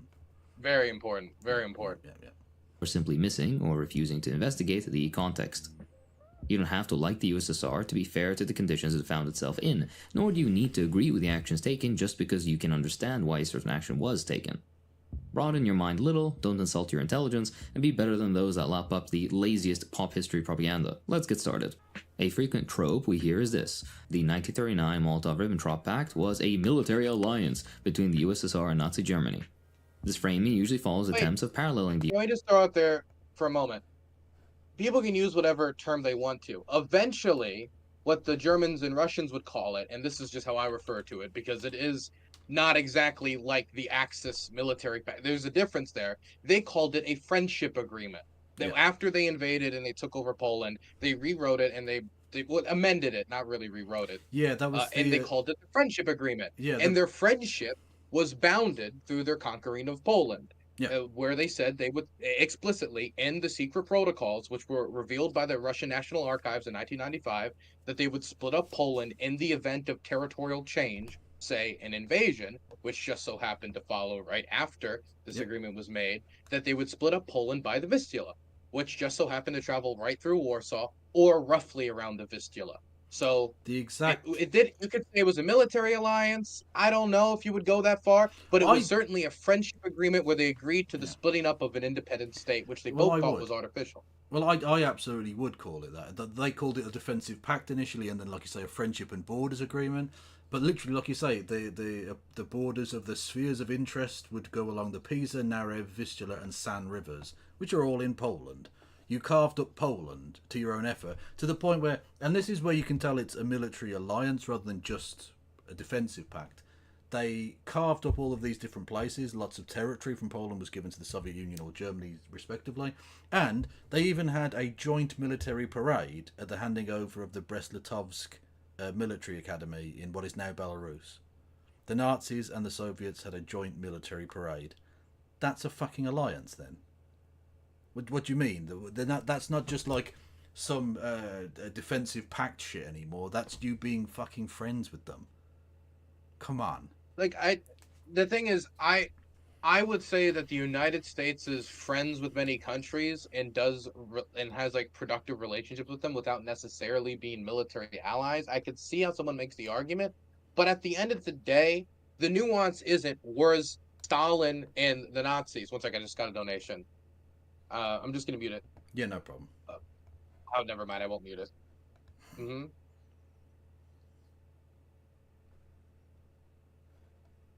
That is true. Poland having to fight two fronts did make them fall quicker. They had a plan to keep fighting the Germans, but that plan was kind of destroyed by the Soviet invasion. Now, if the Soviets would have stayed out of it, maybe it wouldn't have changed the outcome of the war dramatically that much, but it certainly would have meant the Germans would have had to fight the Poles for longer, the French and the British would have had more time to prepare, and if, say, another power got involved, maybe they could force the German expansionism back. But instead, the state in question, people can guess which one, also decided to take the opportunity to engage in expansionism itself. Yeah. Um, Then they literally I was about to say something in before I- in typically Stalinist style, they use the great excuse that because the Polish government, because it was within artillery fire of German forces, evacuated Warsaw. Technically, it said it would. The Soviet Union claimed that the Polish government no longer existed, so its non-aggression pact with Poland no longer was in effect, so they could just invade anyway. It's interesting that when you sign a deal with a fascist power and that fascist power invades, that means you just get to invade with impunity anyway. But it's totally not a military alliance, honest guys. It's like for me, the specific word that people want to use matters less to the fact that the Soviets gave an opening for the start, the major gun going off, if you want to exclude the fighting in Asia, for the start of the war in Europe. And Yeah. without the threat of Soviet intervention, even if they just would have kept it in the air, what they would have done, that deterrence from the East completely broke down. And so all that was stopping them now was the French and the British, which was not enough. And not only did they do that, but they assisted them in other ways. For example, the handing over of German communists who were then later killed. Yep. There was also resource trading, which helped to supply both war machines. And I mean, this cooperation, we can isolate it after the Molotov-Ribbentrop Pact and just talk about that. But if you go further back, even before Hitler was in power, both the Wehrmacht government, both the Weimar government and the Soviets wanted to destroy the power balance in Europe. They wanted to destroy the status quo, and so they worked together for military resources and training and research because they both had at least that same interest, and they also both had similar enemies. For example, the Polish government, the Germans wanted back Pomerania, and the Soviets, the Russians, however you want to refer to them, they wanted back what was formerly Russian imperial territory, which they wanted to put into totally not an empire this time. Yeah, totally not. No. The USSR and Nazi Germany, and by extension socialism and fascism, in an ideological attempt at painting a certain strand of liberalism as apart and somehow more legitimate to the concepts of integrity, quote-unquote being on the right side of history, etc., than socialism. Note that this rarely is used against fascism and is intended solely to paint socialism in a bad light. I wonder... No, I don't equate socialism and fascism because you, as a tanky, are not a socialist. You're just a fascist with a red coat of paint. Simple. Why? Let's get some general... Honestly, from my perspective, I think he is a socialist. I could just disagree with a socialist. And I just think that he's probably a much more authoritarian socialist than I would personally ever be comfortable with. But that's just my wibbly-wobbly liberal spine just flopping around. True. Background information. Soviet Russia and the subsequent USSR, having only fairly recently won a short but brutal civil war with Tsarist forces and invasions by many foreign powers, oriented foreign policy towards Germany in the mid-1920s. Two lesser-known treaties, the Treaty of Locarno and the Treaty of Special Relations with Berlin, helped shape that Soviet foreign policy. By the way, just going to totally go over the Russo-Polish War, where even when Lenin was alive, they literally invaded Poland. The Siege of Warsaw was where Stalin's career should have ended at that time. He fucked it up so badly as a political commissar that it was thought his career was over, and that's why he began to hate Polish people so much and repress them. Literally true. Yeah. What did he say during the during the purges? What was it? Oh, I think I have it written down somewhere. 1 second. Keep cleaning out these Poles was one of the phrases he definitely used. Oh, I think this Polish. Keep cleaning out this Polish filth was the exact phrase he used. Yeah. There it is. That's what I'm trying to. That you took the words right out of my mouth. Yeah, he did. Yeah, during the both the Great Purge and the Great Terror as well. The Yuzhobzhina. If you were a Soviet citizen of Polish origin, you were 4 times more likely to be purged than any other nationality. But apparently, according to this video, he invaded Poland to save the Poles? Well, we'll see that later. I haven't watched this video. I'm watching this video completely. I have, and I fucking despise it. Okay. Let's see. The Treaty of Locarno, between the main European belligerents of World War I, sought to establish a lasting peace, which Soviet Russia would generally benefit from, since the country was so utterly devastated by the Great War and the Civil War following the October Revolution. However, the USSR viewed the treaty with suspicion, since it appeared that Germany was joining an anti-Soviet bloc. The other treaty, that of special relations with Berlin, was meant to assuage these fears by being a 5-year treaty with Weimar Germany, in which they would be neutral in the event that either country was attacked by a third party. Unfortunately, the optimism for long-term peace wouldn't last long. In the late 1920s, the Nazis began their rise to power, which infamously Can we just culminated in pause the this appointment of quickly? Hitler as the Chancellor of Yeah. Germany in Hang on, There's a 1943. lot of The rise of the Nazi Oh, hang on. Yep. there's a lot of stuff here that I feel like is being left out, like military cooperation between the Weimar Republic and the Soviets Yep. when it came to the production of aircraft. I mean, it was a huge scandal in Germany when the story broke that they were making Soviet aircraft in Russia with German factories investing so that they could have access to, you know, research and production that they wouldn't be able to because of the restrictions of the Treaty of Versailles. Yeah. That was in like 2025, 2026, the same time period. Now, I'm not saying that the Weimar government didn't hold any like aspersions towards the Soviet Union. I mean, if the Soviet Union's goal is the spreading of communism, the Weimar government's not going to like that. But they saw the Soviets as a partner in challenging the Versailles status quo, Yeah. which they would work with both during the Nazi regime and the Weimar government in order to challenge that status quo. That isn't to say there wasn't any rivalry, but it's a lot more complicated than I think is talked about here. Yeah. And also, it's the rivalry of two empires. But one of them admitted to being an empire and the other one pretended to be anti-imperialist. Nazis caused the USSR to refocus its foreign policy efforts to combat this threat. The policy, which came to be known as collective security, attempted to strengthen relationships with France and Britain in an attempt to isolate Germany. Meanwhile, the fear of Western leaders' imaginations and the interests they served led them to irrationally fear the spread of communism, and were Also, notice that even under his map, Crimea isn't a part of Russia. What's going on there? Uh-oh. Are you admitting to something here, Hakim? What's going on there, mate? Crimea doesn't appear to be inside the USSR at all. Well, I honestly don't know his opinions on the Russian invasion of Ukraine. No, it's probably just an oversight on his part, but I think it is funny nonetheless. reluctant to enter into diplomatic relations with the USSR lest they catch the communist virus. Instead, the West decided that appeasing the Nazis would be a better strategy, and we all know how that turned out. As a result of this reluctance on the part of the West, See, like you say, note that he thinks that the Western governments appeasing the Nazis was bad. But apparently this attempt to appease the Nazis was good. Yeah, like, for example, if people were to talk about the material conditions of Great Britain or France at those times, neither of those countries wanted to go to war.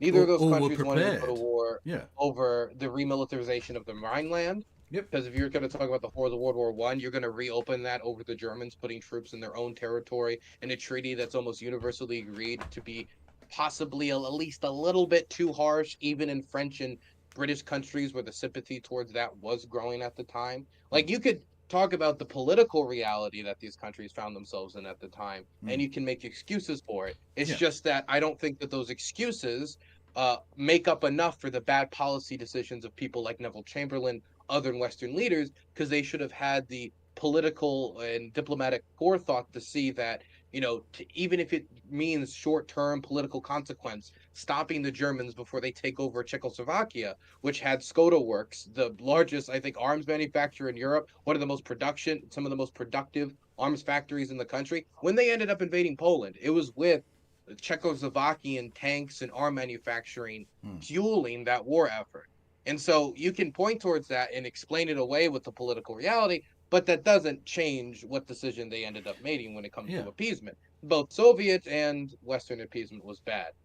Yeah, absolutely. But again, it's the hypocrisy that I can't understand. It's if appeasement by Stalin is good, then why isn't and we need to understand and be really sympathetic to the material conditions of the Soviet Union. Why is that not the case for, say, Britain and France, who, like you say, weren't prepared for a war, the people didn't want to go to war, and especially when you mention like Czechoslovakia or whatever, the Munich Agreement is shit on for obvious reasons. It didn't work and was, you know, a bad piece of policy. But the thought that the Sudeten Germans wanting to reunite with Germany, so it was just Germans joining Germans, who wants to go to war for that? That seems like a thing that would just happen, right? The same with the Anschluss, the joining of Austria. People didn't want to go to war for that. To stop Austrians living with, to stop Germans living with other Germans. No one cared that much, you know. Like, it was a bad policy in the long run, but there are reasons that if you wanted to, you can give them an out, and he's just incredibly uncharitable to everyone else, but wants everyone to be super nice to Uncle Joe. And that's not how it fucking works. Mm-hmm. The USSR was forced to fend for its security alone. Back to the video in just a second. Let's hear from Keeps. Male pattern baldness is a genetic condition that affects 2 out of every visiting will keep your clinical flexibility any area of workforce. To offer to get calm. Now let's get to the background of the pact. The Treaty of Non-Aggression between Germany and the Union of Soviet Socialist Republics, more commonly known as the Molotov-Ribbentrop Pact, so named for the signatories of each government, the foreign minister of Nazi Germany at the time, Joachim von Ribbentrop. Oh, fuck off, ads. Not your kid? Not your problem. God damn it. And Soviet Foreign Minister Vyacheslav Molotov. The agreement was simple if one ignores the secret provisions. Why would you ignore the secret provisions?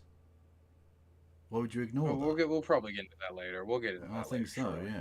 Straightforwardly lays out a 10 to 15 year period of mutual neutrality in which neither country would commit aggression against the other, support or provide aid to a third party committing aggression against the other, among stipulations regarding peaceful solutions to disagreements. By the way, between wasn't it respective true? countries. And maybe I'm shooting from the hip here. Again, I watched this video blind, so recalling all the specific treaty names and stuff is not easy for me. But isn't it true that both the British and the French also signed non-aggression pacts with the Soviet Union around this time? There was an offer of such, and they could have done a lot more with that, because the Soviet Union wanted to join in initially an anti-fascist pact, but they were going to slow off the mark, and so he went with Hitler instead, sort of deal. But yeah, there were what was it called? Not mutual assistance pacts or something like that, where there was like that was what allowed the original Lend-Lease stuff to go through British Persia into the Caucasus, into the Soviet Union, that route. And of course they would eventually become allies anyway. But yeah, I think that another criticism could be made of the British. Yeah, I'm and looking French. right here. Soviet-French non-aggression pact, November 29th, 1934. So they have signed that. That doesn't mean they're not necessarily still probing against each other. And so, I mean, the Soviets also signed a non-aggression pact with the Poles. So I mean, a lot of times it's just the it's just paper at the end of the day. And with Japan and all sorts. Yeah. So I mean, it just, for me, what confuses me about this is, like, if this is the problem is here that the Soviets had to go about it alone. They had to do this foreign policy alone, and so they were forced into these tough decisions. If there was an understanding from Hitler's writing that he eventually wanted to destroy communism, he wanted to destroy Jewish Bolshevism, however he puts it, then shouldn't the logic be, unless the goal is to just dominate Europe as a whole and to also, dominate the Western powers as well, and using this as a device to nip it in the bud as early as possible? Why make these pacts in the first place? Is it under the assumption that Hitler was going to then invade Poland, and then the USSR and the British and French were going to back him up? Essentially, like, what was? Well, not necessarily back them up, but essentially it's in the same way that appeasing Hitler from the Western powers was buying time for them to rearm. You've got to bear in mind that the Soviet Union was had to industrialize first before it could even really arm itself with modern weaponry. So it makes sense to buy time. The problem is, you could just sign a non-aggression pact that doesn't involve you acquiring the Baltic states and huge parts of Poland. That's imperialism. Well, we'll get into. I mean, if you think that the Germans are going to take over these states, the goal should be try to deter them from taking these states with the other powers that are set towards deterring them. Yeah. But I think that it was a little bit of opportunism as well. It's like, well, if the states are going to fall, might as well take as much as possible. Well, exactly. That's the thing. Which also gets rid of a different problem we had. Well, exactly. It's imperialism. The only reason that those Baltic nations were ever a part of the Soviet Union was because of this deal. They were being imperialistically occupied by the Soviet Union. Decided for 50 years. Not at the table, by the way. Decided by Germans and a Georgian leader leading the Soviet Union. Yeah. No Estonians, Latvians, Lithuanians, or Poles in the conversation whatsoever. No. But they were then strong-armed into signing friendship treaties that eventually turned into annexation within 2 years. Brilliant. Again, the great anti-imperialist Stalin. Yeah. Friendship is nice. Friendship is nice, but when you've got tanks pointed at you, it doesn't feel much like friendship. Bitter lefty Kevin Logan stands against friendship. True. So much for the tolerant left. countries. However, there are 4 so-called secret provisions, and the famous partitioning of Poland isn't among them. Is it not? Should we take a look? Shall we take a look? I mean, I don't need to take a look. It's in there. It's Yeah, just, can I guess? Look, I haven't seen this. Can I guess? Yeah. I've heard this before, and usually the argument is that in the documents, it does not literally say, we'll get half of Poland, you'll get half of Poland, we'll invade together.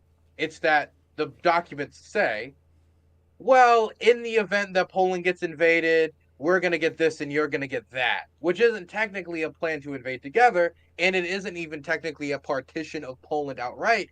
It is just a potential partition of Poland in the event that a country invades them, and then one of the makers of the plan, the Germans, just so happened to invade them afterwards. And then it worked out exactly as they said it was going to work out. Yeah, it's a partition. They just planned to partition it, and then it's like I'm not gonna plan to bomb you. I'm gonna make this button that if I press it, then you will be bombed, and then I'm going to lean towards it until I fall on it. Yeah, like that. Like you bomb them. Yeah, you exactly. Like you didn't accidentally do this. This was a legit. This is so obvious. Look, we're not 6 years old. You can't do this. Well, technically, we didn't say we were going to do it. We just said if this happens, and then one of us did it, and it happened. So we just had to take all of your land. No, you didn't have to do anything. Fuck's sake. Honestly, I feel like it just. We'll listen to what his argument is. I've heard this before, and so I'm thinking that might be it. Surrounding it always felt like a decision without a difference. Yeah. The purpose of demonizing the USSR, as well as deflecting blame from the Allied Western powers' appeasement of Hitler and the Nazis. The article that is misconstrued as Stalin working with Hitler to split Poland in half territorially for the same expansionist ends actually states something quite different and reveals the true Nazi intentions, which we'll discuss in the next section. Suffice to say, it takes quite the quirky reading of the article to come to a conclusion as outlandish as Stalin conspiring with Hitler to split Poland. It takes an equal amount of audacity to... No, it quirky. doesn't. No, it doesn't. Quirky. It's actually a very, very straightforward reading of the document. Which again, if it wasn't a partition of Poland, is he gonna read the document?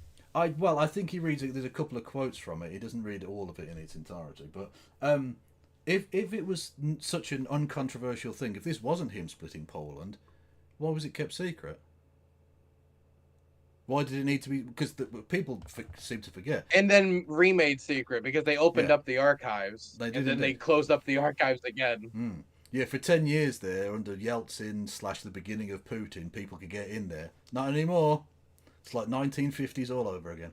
Yeah, so the fourth protocol here is the protocol will be held in strict secrecy by both sides. Why?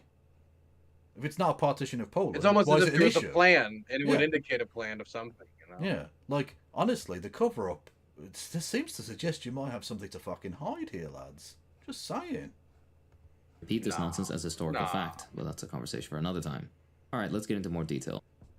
We'll start by recalling that the USSR actively pursued overt military alliances with Britain and France in a policy known as collective security. One such offer, made just 2 days before the war began, had the USSR sending 1 million troops, artillery, and airborne forces to help stop Hitler if they agreed to the pact. Such a pact would have drastically altered the course of history. Unfortunately, both Britain and France declined the offer, forcing the USSR to operate unilaterally without... Right, but I mean, considering that was never firmed up, we don't know the exact details. Okay. I imagine he made territorial claims in Eastern Europe that were unacceptable. Is what I'm thinking. Well, if I remember correctly, the Soviets wanted to take troops, 1 million troops, and station them in Poland to guard Czechoslovakia. And the Poles, having the brief, not too long ago history of the Polish-Bolshevik War, and, the Polish operation, the NKVD Polish operation and the purges and the killings, they were probably not too hyped to take 1 million Soviet troops, station them anywhere near Warsaw under the Stalin government. Yeah. Now, maybe they could have made a separate deal that would have not included that, but that is a totally different history. And I don't think it's completely outside of Polish national security interests, because the goal of every state is its own survival, to say that 1 million possibly hostile troops, which marched on our country just 10 years ago, from a government that considers our state artificial and a threat to them, because they don't like the government of Pilsudski. They don't like that government in Poland. They feared Pilsudski's idea of a commonwealth with the Belarusians, with the Ukrainians, with the Lithuanians. I think it makes sense that the Poles would be scared of such a scenario. And that information has to be included to understand why one of many reasons why that deal didn't end up working. Which, hey, he said we needed to get into the nuance of history. Here's the material conditions. Well, indeed so. And of course, the fact that even if Poland had wanted to allow that, they already had non-aggression pacts and neutrality pacts with all of their bordering states. Do you think Germany might have seen 1 million Russians on their border as a little threatening? I think they might have. I think that would have been actually a legitimate casus belli to potentially invade Poland if that had been allowed to happen. Bizarre. Can I also throw forward? Sorry, finish. No, go on. Even if, let's say we were to give them all this, let's say we disregard Polish concerns about occupation, which kind of goes against their whole reason for participating. Why would they participate in an operation to protect their sovereignty if the operation itself could destroy their sovereignty? Yep. But if we were to ignore that and just assume that the Allies shot it down for no good reason, and they would have shot down any version of it because they were just in the mood to give Hitler everything they wanted, which doesn't really make much sense. But let's say that they did that. Why would that then make the Soviets decide we have to make this deal with the Germans to split up Poland when the French and the British made very clear that they could not back off of the Polish red line? Yeah. If anything, you would say, "Oh, great! The Allies have stopped they're sitting on their hands, and they're finally saying, here's the red line. We will work with them now on that red line." Yeah, exactly. And actually, I gotta say, both plans. Last thing, the first plan that the Soviets had meant 1 million troops in Poland, and the thing that they ended up doing a few years later was 1 million troops in Poland. Just saying. Yeah, true. And of course, the Soviet troops wouldn't leave Eastern Europe until the early 90s. So their fears of being occupied for all of that time were pretty well founded, as it worked out. Yeah, and I'll also throw that there were Polish socialists that were very anti-Bolshevik, and they believed that an imperfect republic, no matter how flawed, was better because they were in the pro-independence movement than Bolshevik occupation. Those certainly similar things existed in Spain as well during the Civil War. Absolutely. Well, look. As myself as a socialist, Stalin arguably killed more socialists than any human being who ever lived. So, he's not a friend of the socialists. Anyone who wants their independence or any semblance of democracy or human rights, he's not your friend. He never was, and he never would be. People knew what had happened during the purges. People knew how he'd stabbed people in the back in the Spanish Civil War. The Allied support. With the collective security policy not bearing fruit, the USSR decided the next best course of action was some kind of treaty with Germany that would delay the war machine the Soviet... Whoa, some kind of treaty? Okay, let's say that's true. Let's say they need to have some kind of treaty. Why did they need to partition a third party's land? They didn't need to take Lviv. They didn't need to take Vilnius. They didn't need to take what is now the western part of Belarus. They didn't need to take the Baltic states. And yet all of those were part of their country until 1991. Yeah. If the plan was containment, the British and French policy on appeasement had clearly changed once the Polish red line had been crossed. Why not make a deal to help contain the Germans at that point if the purpose was containment and not, say, expansion? Yeah. Well, exactly. Yeah, I mean, it's just naked imperialism at the end of the day. Soviets knew were coming for them. Soviets understood that the West's appeasement policy that had resulted in the annexation of Austria and Czechoslovakia was a failure and prelude to an expansionist war by Germany, and that... Right, and literally this attempt at appeasement... So let's give them half of Poland. This attempt at appeasement also failed and led to an even larger and bloodier expansionist incursion into the Soviet Union. So this was an even bigger fuck-up. A much bigger fuck-up. Poland was in Germany's crosshairs next. The Soviets sought to buy as much time to prepare and therefore was left with the unenviable position of having to sign a non-aggression treaty with Germany in order to provide for the security of the USSR and her citizens. All this is also forgetting that the USSR was the last country to sign a non-aggression pact after Poland and France and... But can I just say, right, all of these pacts, right, is correct. All of these countries had signed these pacts with the Nazi government, which you can argue is bad in the long term, but... And you know, it's that they were the government of Germany. If you wanted diplomatic ties, you had to deal with fucking Hitler, unfortunately. Secondly, all of these agreements were to stop a war. The Soviet the Ribbentrop-Molotov Pact was to start a war. Deliberately, to start the war against It was Poland. setting the stage for a war. Yeah, exactly. It was to allow two countries to start a war against the third country, not to prevent war from taking place. So the idea that any of these agreements are remotely comparable is ridiculous. Belgium. And also, Baltic can I countries just say that they were the last one to sign it. Okay, so they signed the non-aggression pact when Hitler was at his worst. But of course, if it's for survival, then it's a different thing. But they were the last one to sign it and the last one to drop theirs. Because after Hitler invaded Poland, they kept it. After Hitler invaded Denmark, they kept it. After Hitler invaded Belgium and the Netherlands and France and conquered and conquered and conquered, they kept them. After invaded Greece, they kept it. They kept it through all this time. Not only did they keep it, they continued to train with them. They handed over the German communists to be killed in the machines of the Holocaust. And they helped circumvent international sanctions by getting rubber from the Far East that they couldn't import because of international sanctions. Which that rubber was then used to create the tanks that invaded the Soviet Union, you dopey bastards. Brilliant. Now, people can say that it was to buy time. That they can say that, but you could say the same thing about the Czechoslovakians when it came to appeasement. Yeah. The reason why they were just buying time, they were just, now you could say maybe they didn't think it was inevitable in the same way that the Soviets did, right? But then you could say that why would the Soviets not sign on to the war sooner when it would be Poland, the Soviets, the British, and the French, supported by the United States, before they had taken Warsaw, before they had taken France, before the Netherlands and Denmark and Norway and all these other countries where they took their industry, they took recruits, they took all their weapons and they integrated them in the German war machine. I mean, couldn't you make a critique of going about the strategy of delay it instead of jump on it while you have the opportunity? The majority of the German war machine was drawn by horse and carriage, just like most of European armies at the time. Yeah.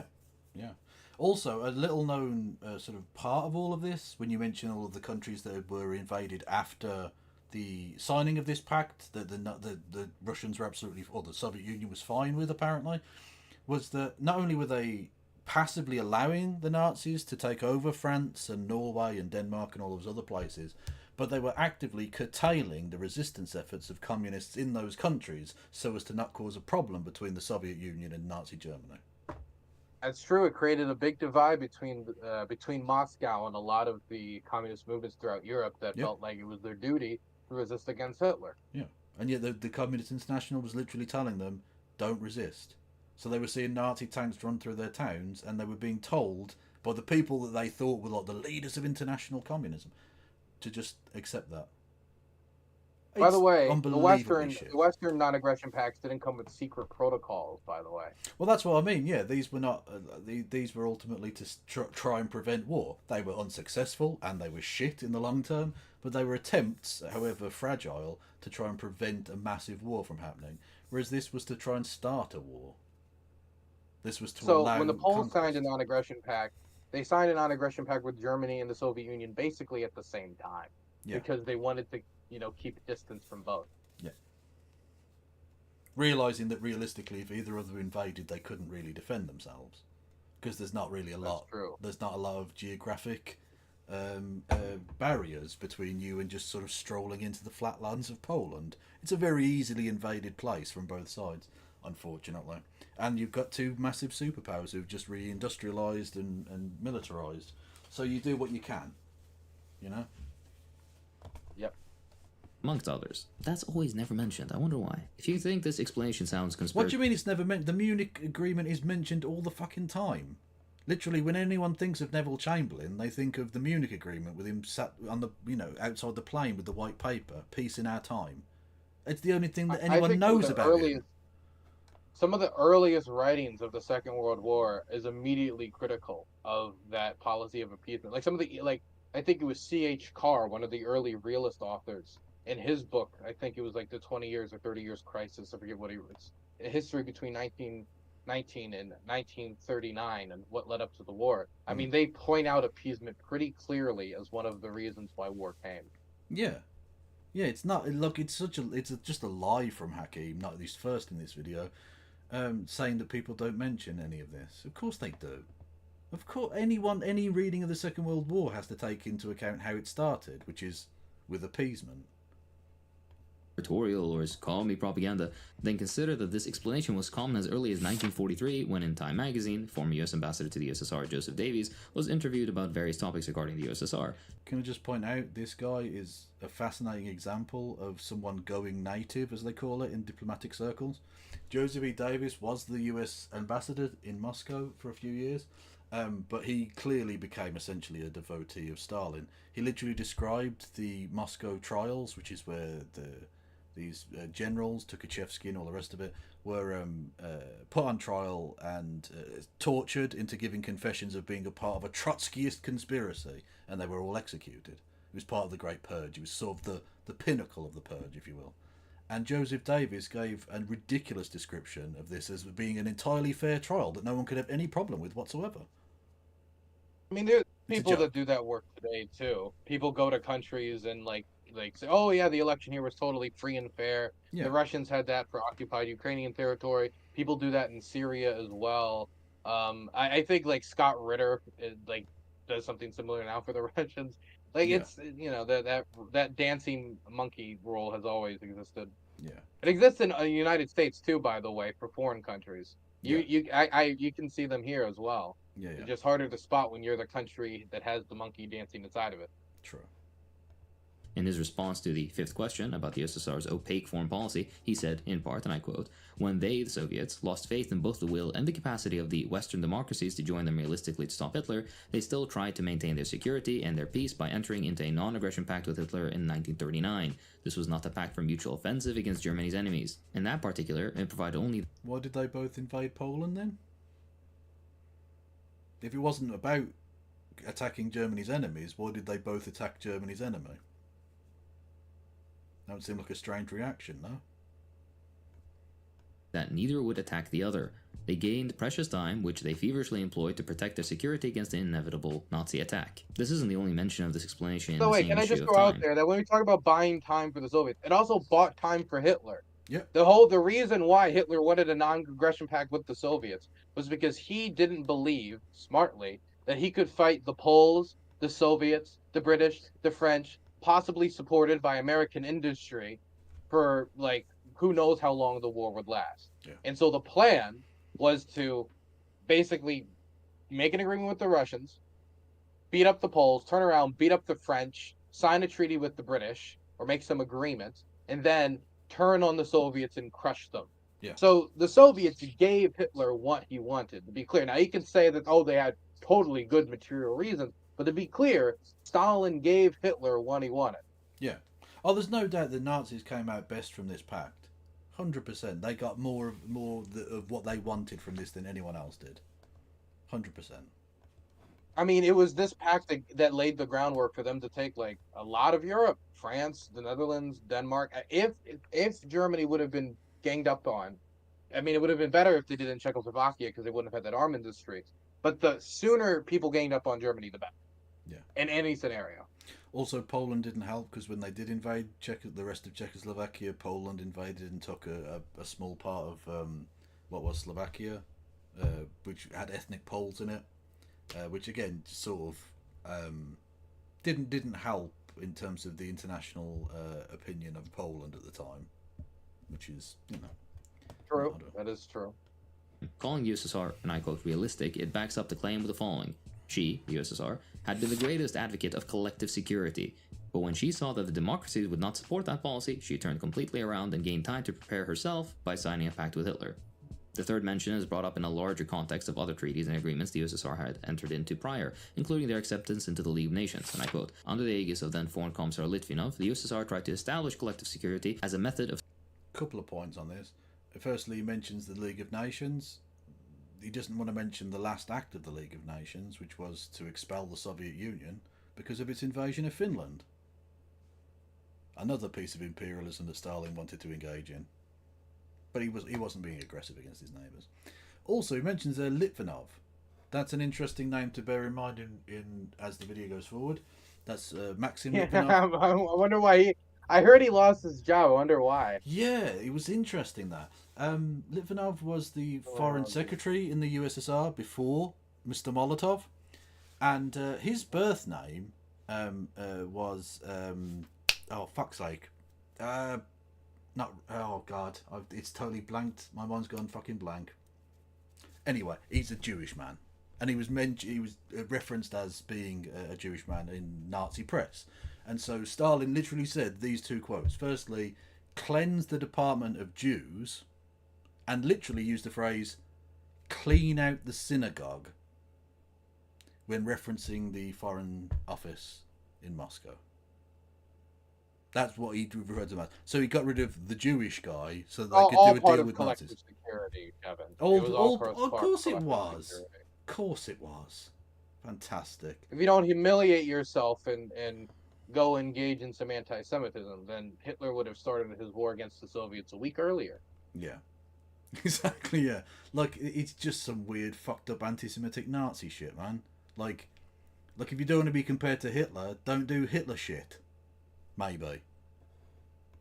Thwarting the rising tide of fascism, but the League of Nations collapsed and was followed by appeasement at Munich, the Soviet-Nazi non-aggression pact in 1939, and the entrance of the Reds into the war when Hitler invaded them on June 22nd, 1941. By now it should be crystal clear that the narrative that resulted from Cold War distortion is in blatant contravention of the facts. The fact that the USSR signed with Germany wasn't a military alliance, it was a means of buying time to prepare for the easily anticipated invasion. Related to the military alliance myth is the claim that Stalin conspired. Like, people can phrase it however you want. They work together. They work together to split up Poland. They work together to split up all these other countries. Him saying that it wasn't really in there is nonsense. It's word games. It's a distinction without a difference. When you say, well, they just said they split it up at the Vistula, not specifically, I will annex this, you will annex that. They just said that if the country happens to get invaded, it's all a distinction without a difference. I don't care about which word game it's used. Call it what they called it if you want. Call it the German-Soviet Friendship Agreement. Call it that. Say the Nazi-Bolshevik Friendship Agreement. You can call it that if you want. It just probably doesn't roll up the tongue if you're defending the Bolshevik position. Yeah. Litvinov, it was originally called Finkelstein. Heinrich Finkelstein was his birth name. And he was referred to as Finkelstein in the German press. And that was embarrassing for Stalin, so he did some anti-Semitism, as you do. Yeah. In terms of defending the Nazis, yeah, when Ribbentrop went to Moscow, another thing that Soviet defenders don't like to point out was that they had literally the entire of the central Moscow station was festooned with Nazi swastikas to welcome him. Not to mention bringing him over to the military marches. We don't need to get into all of the specifics. But also, Chad is asking me to read the agreement. The only reason I ever brought up the agreement to read at this point is that I don't want to read it and then reread it again when Hakim assumedly is going to bring it up, because he can't just claim that it's not in there and then not read the questions, the dividing lines of the secret protocols. Which, I mean, why keep them secret? Yeah, exactly. If it wasn't what would be the motivation to keep? Why would there exist a secret part of the protocol in the first place? If not as a way to help divide up Poland, and anyway, I'm only waiting for the stuff to come up, and then we'll read it. With Hitler to partition Poland between Germany and the USSR in one of the secret articles of the pact brought by the Germans, specifically secret article number 2. If you read through it, it's fairly clear as to what Germany's true intentions were. The most obvious happens to be in the first line of the article. In the event of a territorial and political rearrangement of the areas belonging to the Polish state. This is a rather long-winded and euphemistic way to describe an invasion. The phrasing really betrays what the Germans want to do and then presents them in the treaty as a pure... Right, but You're not going to read the rest of the sentence. And The spheres of influence of Germany in the USSR shall be bounded approximately by the line of the river Vistula. Yeah. So literally, the USSR shall be bounded by a river that flows through fucking Warsaw. So not Soviet territory then. So literally, they can have all of the territory up to the Vistula. What the fuck? By the way, for chat, I'll bring up a map here to show you where the Vistula is, so you can get an idea that again, this is quite literally just if you were to divide up Poland, this is how you would divide up Poland. It divides them just up, like basically not straight down the middle, but wavy down the middle. Yeah. It is how you would write an agreement to cut up Poland. Yeah. Now, to be fair, they didn't take all the way up to the Vistula. Warsaw, for instance, was in the General Government District, which was essentially a hellscape no man's land between the two, where all the death camps were and both the Warsaw and Łódź ghettos were. So it's literally where the killing fields were of the Holocaust. But even so, the Soviets did nothing to deter the idea that they just took the land that they wanted. Now, whether they felt they had some historical claim. We want a non-aggression pact, exactly, not an agreement to help start the war. Yeah, they could have just not invaded Poland. No one made them do it. They did it of their own accord. Like he could have said, we would prefer Pilsudski's Poland to a fascist Poland. It could have been as simple as that. They could have respected the independence of the Baltic nations. That would have been cool. They didn't do that though. That's true.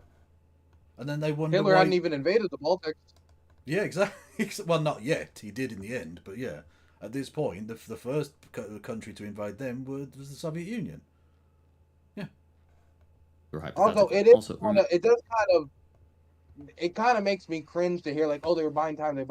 Hear this again, and like maybe I would accept this Moore's explanation. I still wouldn't, because there's still so many levels as to why I think it was wrong to do it the way they did it and to annex Poland in this way, to sign away Poland future. But if Stalin would have been prepared for Hitler to invade come 1941, maybe I would be at least a tiny bit more sympathetic. But yeah. I mean, the Soviet Air Force was smashed. The bullets for the Soviet planes were taken out, and they were in separate containers. So the Soviet planes were sitting ducks at the airfields. Yeah. So many units got surrounded. Stalin was inactive for a good period of time before eventually being spurred into action to do something. He couldn't believe what had happened. And so maybe I would be more sympathetic to this if Stalin was completely unprepared for the war anyway when it came 2 years later. He had 2 years prepared and was not prepared. He spent an entire week basically having a mental breakdown in his dacha at Kuntsevo.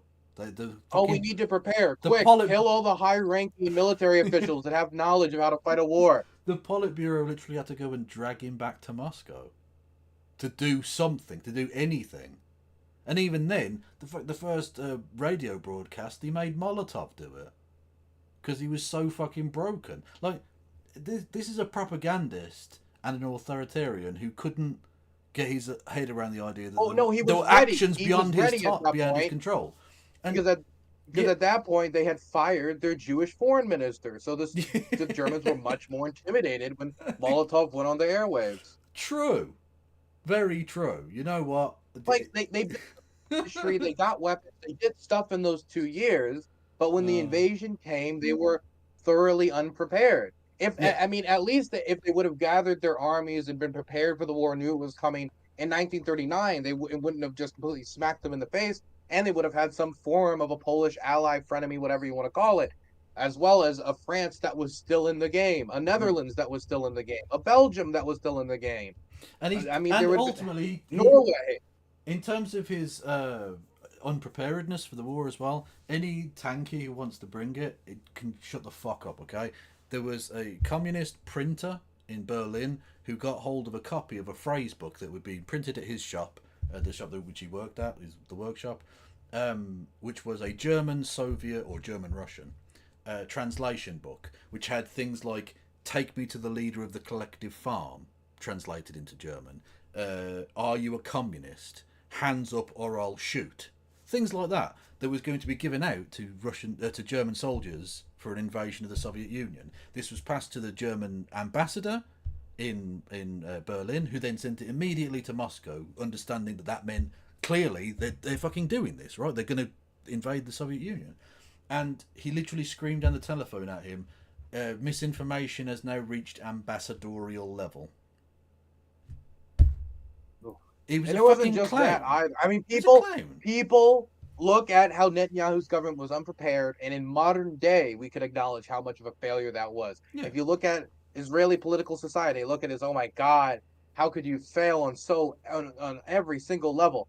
But when it came to something on a much grander size, many more lives at stake, the complete fascist takeover of Europe, Yeah. and he was off the ball when the whole justification for him splitting up these countries, and we haven't even gotten to the Kafkin massacre, we haven't even gotten to the killing of the Polish intellectuals, the killing of Polish Jewish scholars Yeah. who didn't like the Bolsheviks. Like, we don't need to get into all of that, Yeah. but the moral justification for all of this would have been to stop the Nazi advance. And then the Nazis advanced through it anyway and did the Holocaust in the territory Yeah. that they were taking to protect anyway, because the Soviets were completely unprepared. Exactly. If you want to talk about failed appeasement, this was an attempt at appeasement that started a war that killed 26 million Soviet citizens.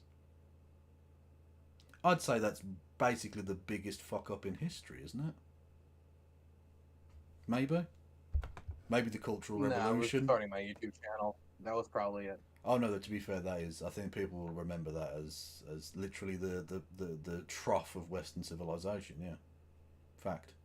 My YouTube channel. Remember, this is a Yes, the darkest time in Western history. secret provision of the treaty, which only serves to further make clear that Germany was starting in Poland in what had till then been a series of easy, albeit diplomatically draining, annexations via the appeasement by Western powers. After all, while the Germans made it obvious they were bent on expansion, they still wanted to have the veneer of plausible deniability. They soon use another euphemism for invasion as well, since the existence of an independent Polish state is implied to be in the hands of the signees' respective governments rather than, the Polish people themselves. Poland was unfortunately really affected by anti-Semitic. Hang on, we'll get into anti-Semitism shortly. You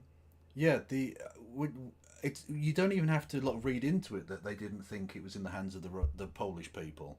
If spheres of interest of Germany in the USSR run to the Vistula River, do you think the Polish people would have voted to allow that? Because I don't think they would have done.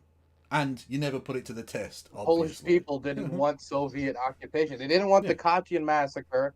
They certainly didn't want the Soviet Red Army. This gets a little later. To just kind of sit back and wait as the Warsaw Uprising went underway. I mean, there's a lot of things that the Polish people didn't want that happened anyway. Yeah. So the idea that it's somehow like Stalin was facilitating the will of the Polish people is interesting. Yeah. Conspiracies in the form of Judeo-Bolshevism, the extremely stupid idea that Jewish people were overrepresented in and thereby controlled the Soviet government. This anti-communist sentiment Again, I was will a just powerful point guiding out, force. when sacking Litvinov from his position, which to be fair to him, he didn't then purge him in the way that he did with many other people. He was allowed to live on until about 1950 or something. Anyway, he literally used the phrase, clean out the synagogue. Now, if that's not Judeo-Bolshevik, if that's not JQ posting, I don't know what is, mate. Come on now. He was Judeo-Bolshevizing himself as a Bolshevik. Genius. But apparently we should only focus on Polish people being anti-Semitic and not Stalin. Because again, this video is literally just defending Papa Stalin. That's all. Force in the Polish foreign policy. Obviously shunning the possibility of an alliance with the USSR, Poland sought to force strategic military alliances with Britain and France to guard against a Nazi invasion and signed a mutual defense pact only months before the invasion would actually occur. In this context, Stalin had to make a difficult decision about how to best allow the USSR to survive the oncoming assault, which would be called Operation Barbarossa, which began in 1941. Additionally, the notion that... I don't think waiting until they were hundreds of miles Wait, inside what were the choices? What were the choices? Can we hear the choices? Was it do nothing or ally with the Nazis? Were those the only two options? Yes. It was literally make an agreement, make a friendship agreement with the Nazis to split up territory, or do nothing and just let the Germans take all of Poland and just be like, oh, it is what it is. There's other policy. You could just stop any invasion from Poland in the first place. Support the Polish government, even if you don't like them. For example, join with Britain. If the argument is being made, if the argument's being made the material conditions forced the Soviets to work with the Nazis, then surely you could make the argument that material conditions could force Stalin to work with Pilsudski's government. Yeah, literally just say join Britain and France in giving a mutual defence treaty to Poland, and say Hitler don't invade Poland because we'll fucking defend them as well. Yeah, you could even You could could even have paint it some like don't balls. invade it because we want. You could even do it in a more chauvinistic way. There's a million different ways you could have done it, but the way he did it was, I mean, the path of least resistance. Let the Germans beat up the Polish army, then you came in afterward, deal with the scraps, and you get half of Poland, and you get Estonia, Latvia, Lithuania to boot. Yep. And then they wonder why the Estonians, Latvians, and Lithuanians want to take down Soviet war memorials. Like, motherfucker, they didn't consider themselves part of the Soviet Union. They were being occupied. They've got their own memorials. That's cool. The people who fought against fascism should be rewarded and celebrated. But the Soviet Union, like literally, what was Stalingrad, it's now called Volgograd. It's been renamed, thankfully. The Soviet War Memorial isn't to the people of Stalingrad, or even the city itself. It's to the Soviet Union. That suggests to me that you're just doing an authoritarian state thing, rather than actually giving a fuck about any of the people involved here. You know, just a thought. Stalin was secretly planning a joint offensive with Hitler in order to partition Poland hasn't really been substantiated. If you look at the order of events, the reaction... Except it literally did happen. You can't say it hasn't been substantiated. It happened. They signed a thing saying if this happens, and then it happened. Yeah, but to be fair, that was pretty recent. Maybe, he hasn't heard of, World War II. Yeah, no, that was just last week, wasn't it? Yeah. Pretty recent. Action of the Soviet leadership and the actions of the Red Army, which we're going to talk about in a second, you clearly see that this was not the typical actions of a conquering army. Stalin's focus on an invasion threat from Germany and the time he was trying... Were they an army that conquered? Because that would suggest to me they were a conquering army. Forgive me. I mean, they fought the troops that were there. Yeah. The troops conceded because they couldn't win. Yeah. And they took land. Yeah. Then they killed the public. They killed intellectuals. Yeah. They massacred soldiers and officers and the political opposition. Yeah. They then engaged in deportations, mass deportations. I think they acted like a conquering army as much as any other conquering army at the very least. That seems conquering army adjacent at least. Yes. You smashed the previous institution. You just. By the way, I just want to say this. I keep referring to Pilsudski's government. I know he dies in the 1930s. I just keep referring to Pilsudski's government because I like to say number one. I like to say the word Pilsudski. His name is fun to say, but also because I forget the name of the guy who follows him. Its war one was only in regard to the USSR, not Poland. Of course, he only cares about his own nation. The USSR leadership was absolutely blindsided by the Nazi invasion of Poland. It occurred only 1 week after signing the pact and only 1 day after the Supreme Soviet approved it. These are not the actions of a state anticipating a joint offensive. Just to be clear, the USSR leadership understood Hitler was planning on invading Poland. Okay, so just because their invasion was shit and poorly organised, not unique in Stalinist Russia, by the way. I mean, their invasion of Finland was also shit.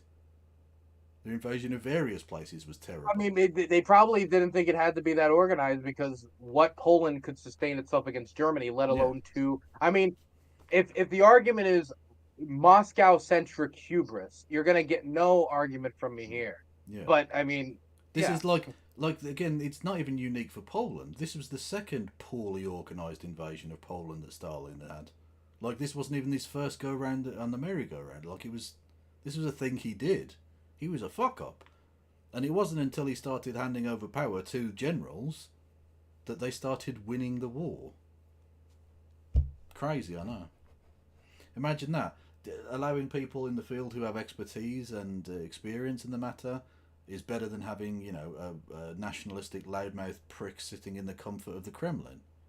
I wonder if there's any echoes of modern day examples in that anywhere. The Russians learn their lessons with people like Shoigu. Yeah.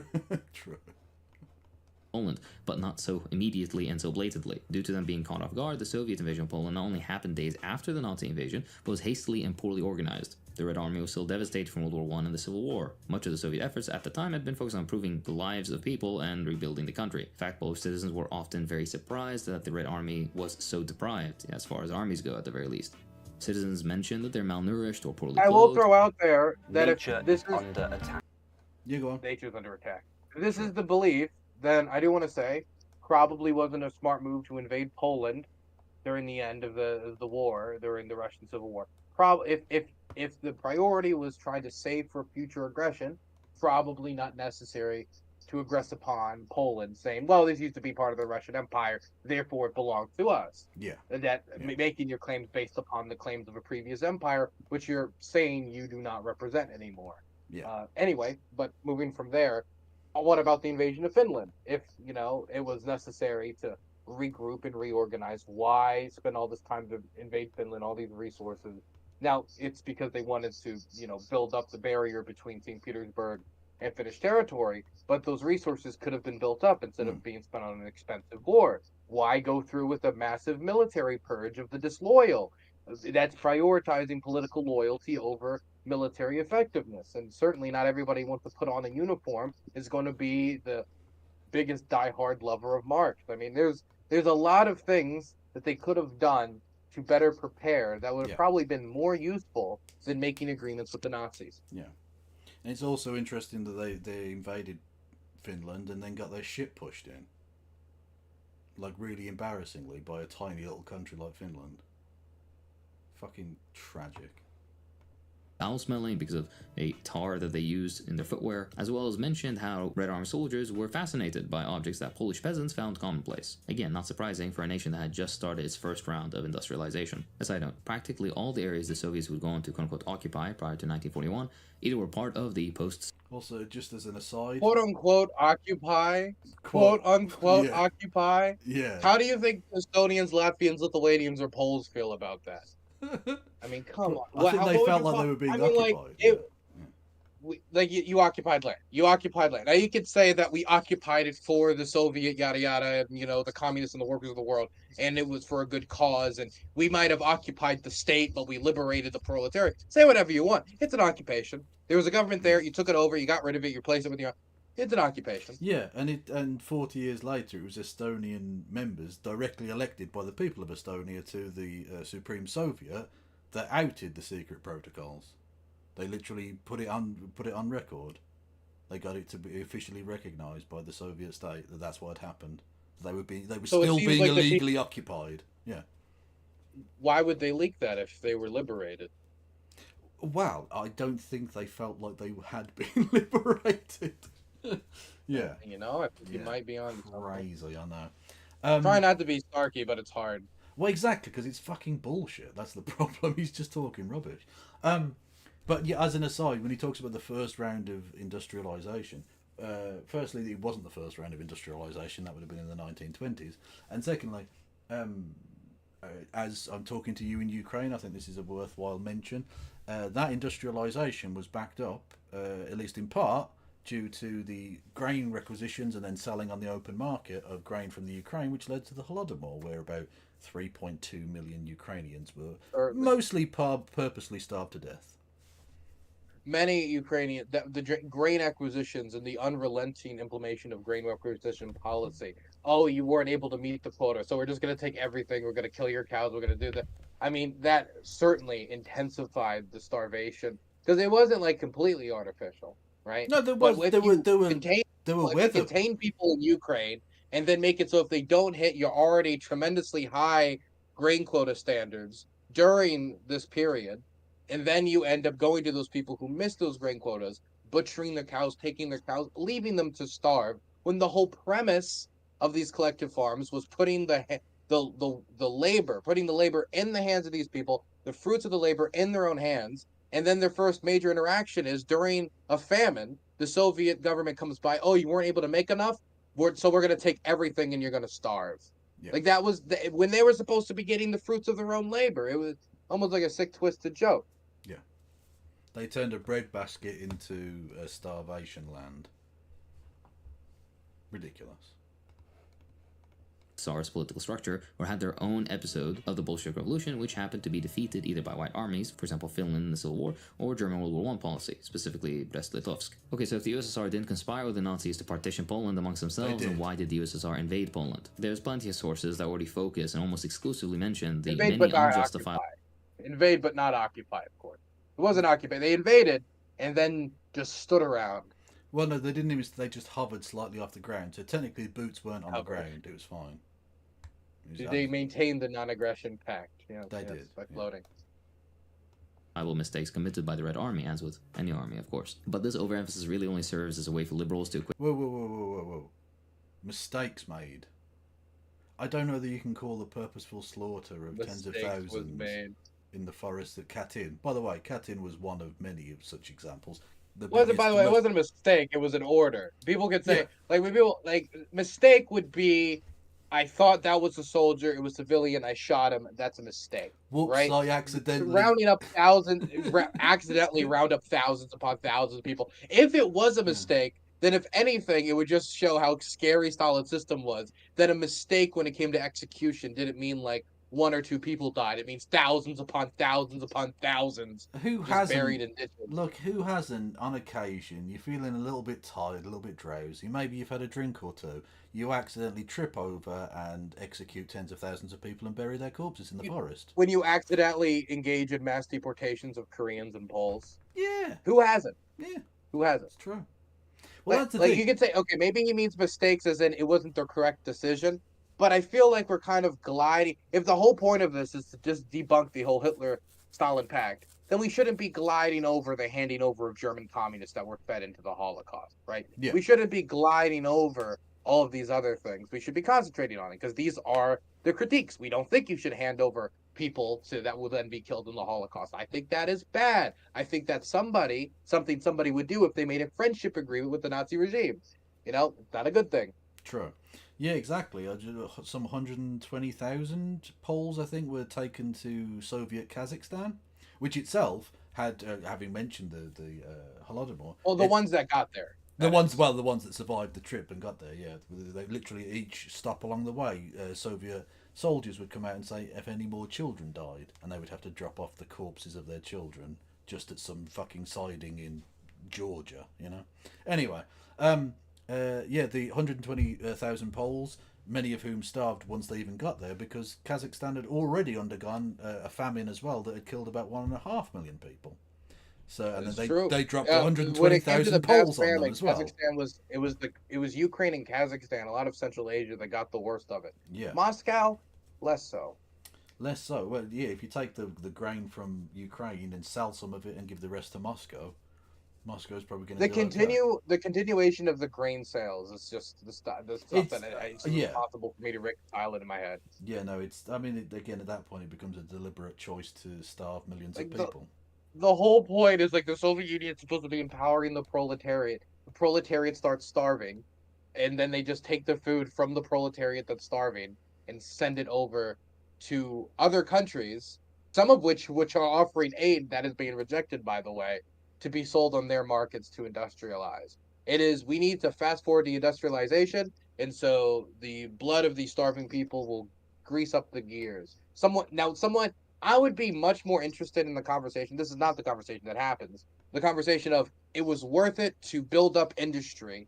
I would be much more interested in that conversation, but the conversation never gets there. The conversation is always like, well, it was all natural, and Soviet policy wasn't that bad, and actually it never gets to that point, which I think would be a much more honest conversation. We could spar over it. Like, okay, was it necessary to fight the Nazis? Or could they have fought them early? Or in other ways? Anyway, I don't want to keep us... Well, you talk about, with the blood. Literally, in the announcement of the Friendship and Borders Pact, which was the renegotiation thing, Stalin literally said, and this was after the war had taken place, that the friendship between Germany and the Soviet Union had been forged with blood.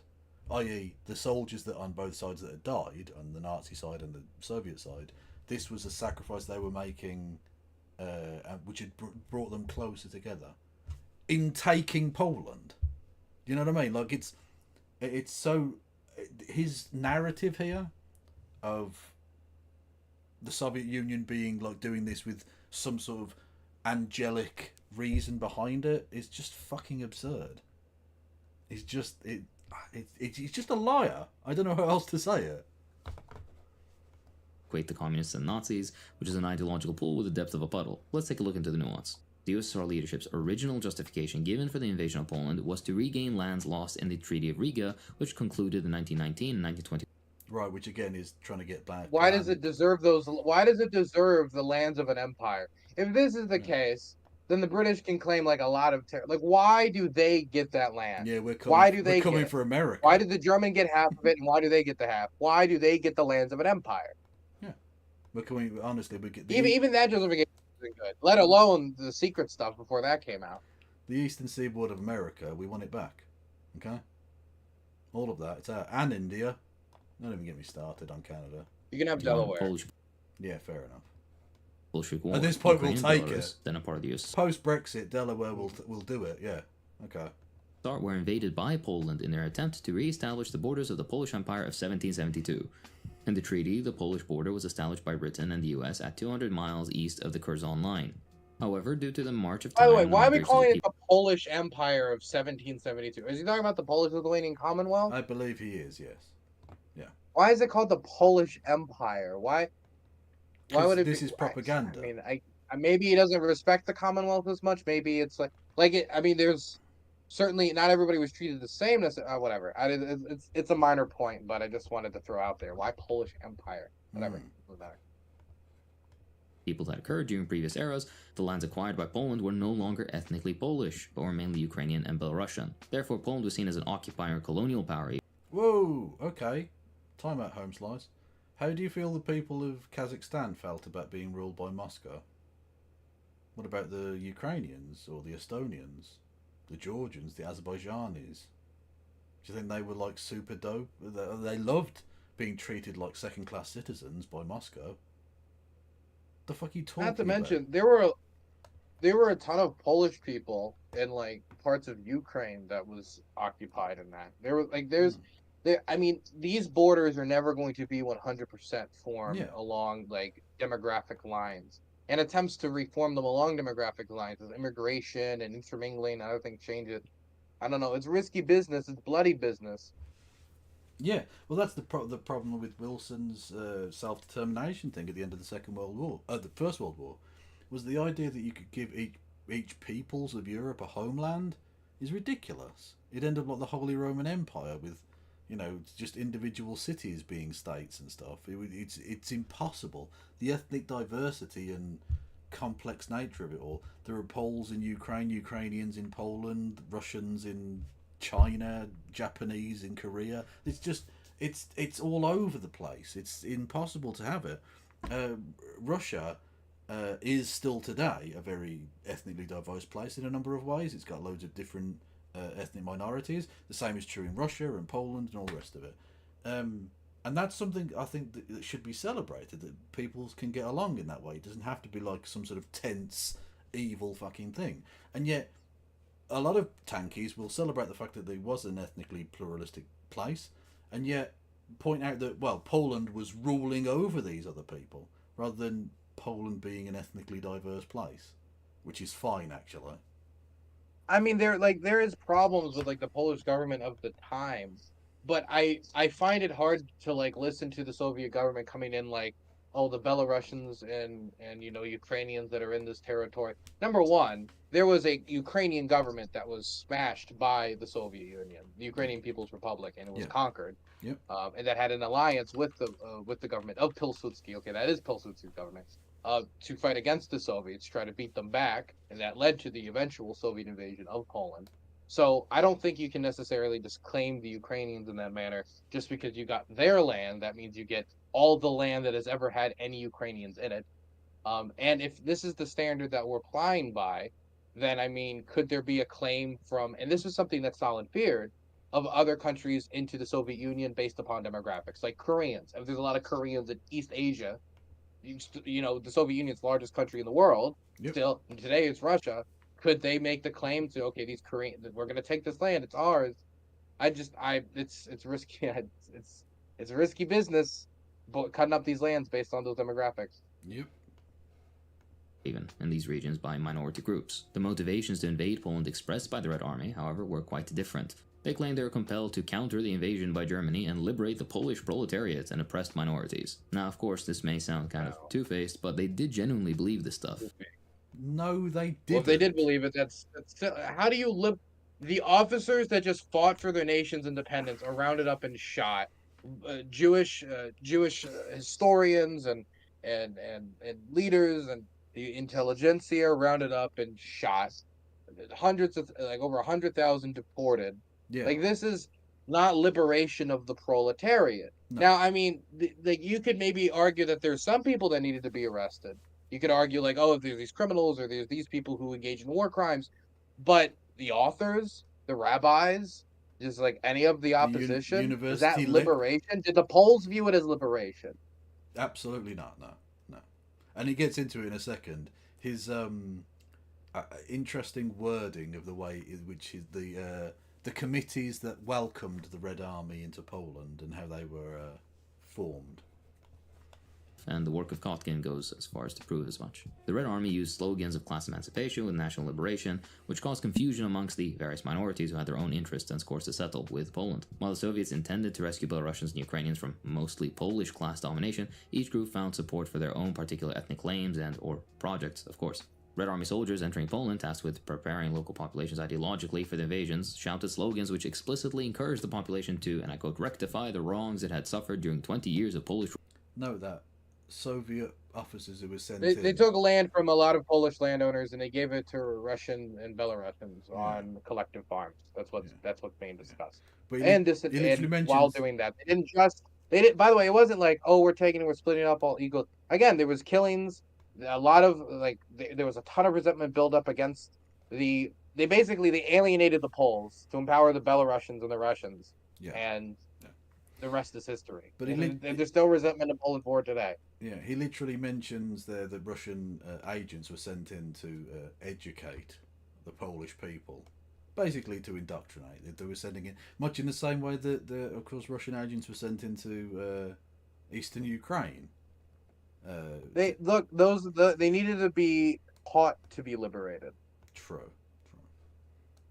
I was actually reading today, just while doing a little bit of research.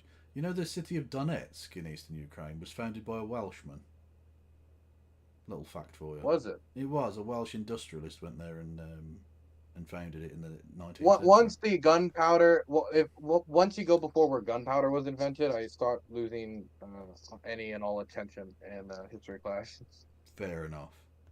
Rule and disseminated very base leaflets actually that urged Polish soldiers to turn their weapons against the capitalists, the landowners, and the military officials, which similarly encouraged the local population to assault their landlords with, quote, whatever was at hand, scythes, axes, and pitchforks.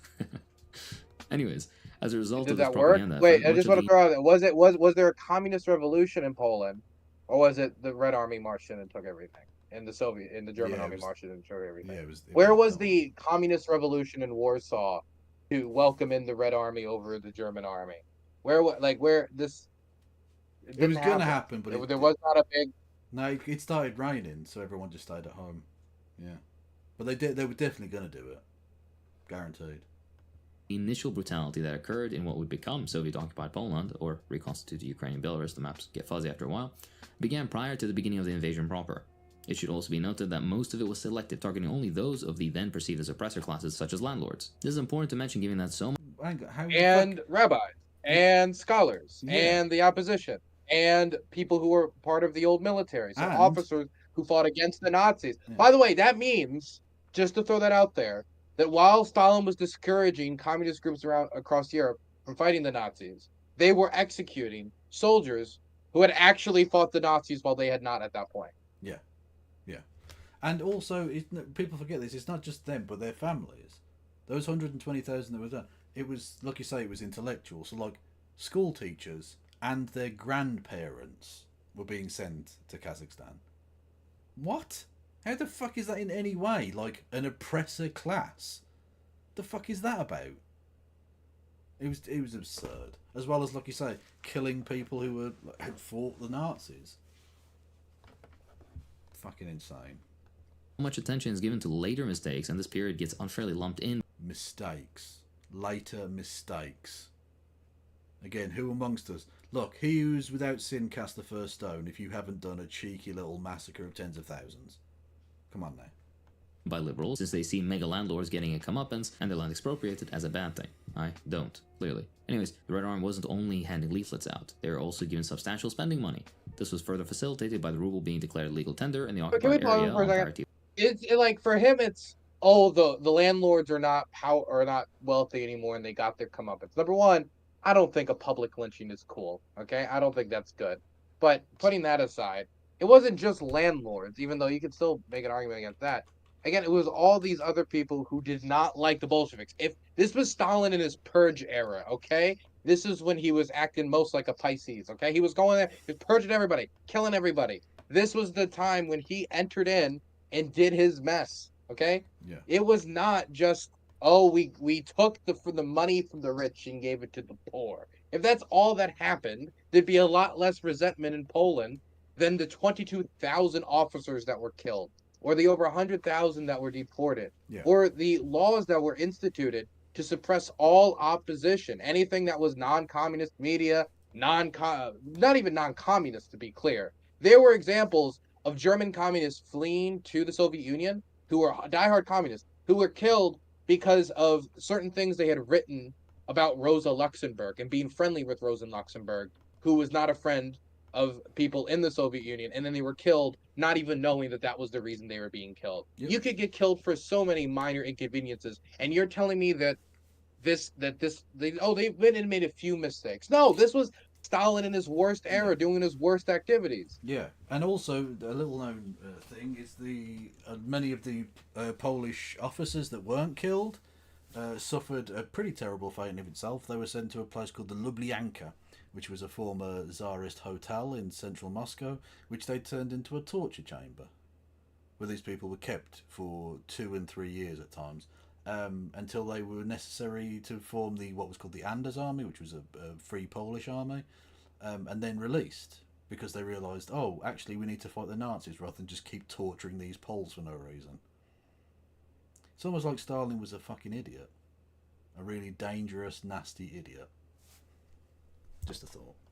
With the Polish currency. Exact figures are hard to pin down, but locals were shocked by the sheer amount of goods the Red Army soldiers were buying, and maybe even more surprising, doing so without haggling prices. As the Red Army advanced through Poland, a significant power vacuum pushed swiftly ahead of it. This created an immediate demand for auxiliary measures to maintain some kind of order. This led to the formation of something called the Citizens Guard, a voluntary assembly of mostly quote-unquote patriotic, rightist citizens in various municipalities. Mostly local people, minor officials, that kind of stuff. And their primary function was to aid the dwindling local governments, who had by then mostly disbanded, in order to ensure the safety of the remaining population, just to maintain order, basically. Unsurprisingly, the Citizens Guard was legitimized by its connection with the prior right-wing regime, which influenced its ethnic and class structure unsurprisingly. Despite the widespread anti-communist sentiment of Poland, many towns and Okay, can I just also point out though that this was clearly a matter of imperialist conquering, because they did the same thing with the Armia Krajowa later, which was the Polish Home Army, which was the resistance army in Poland during the Second World War,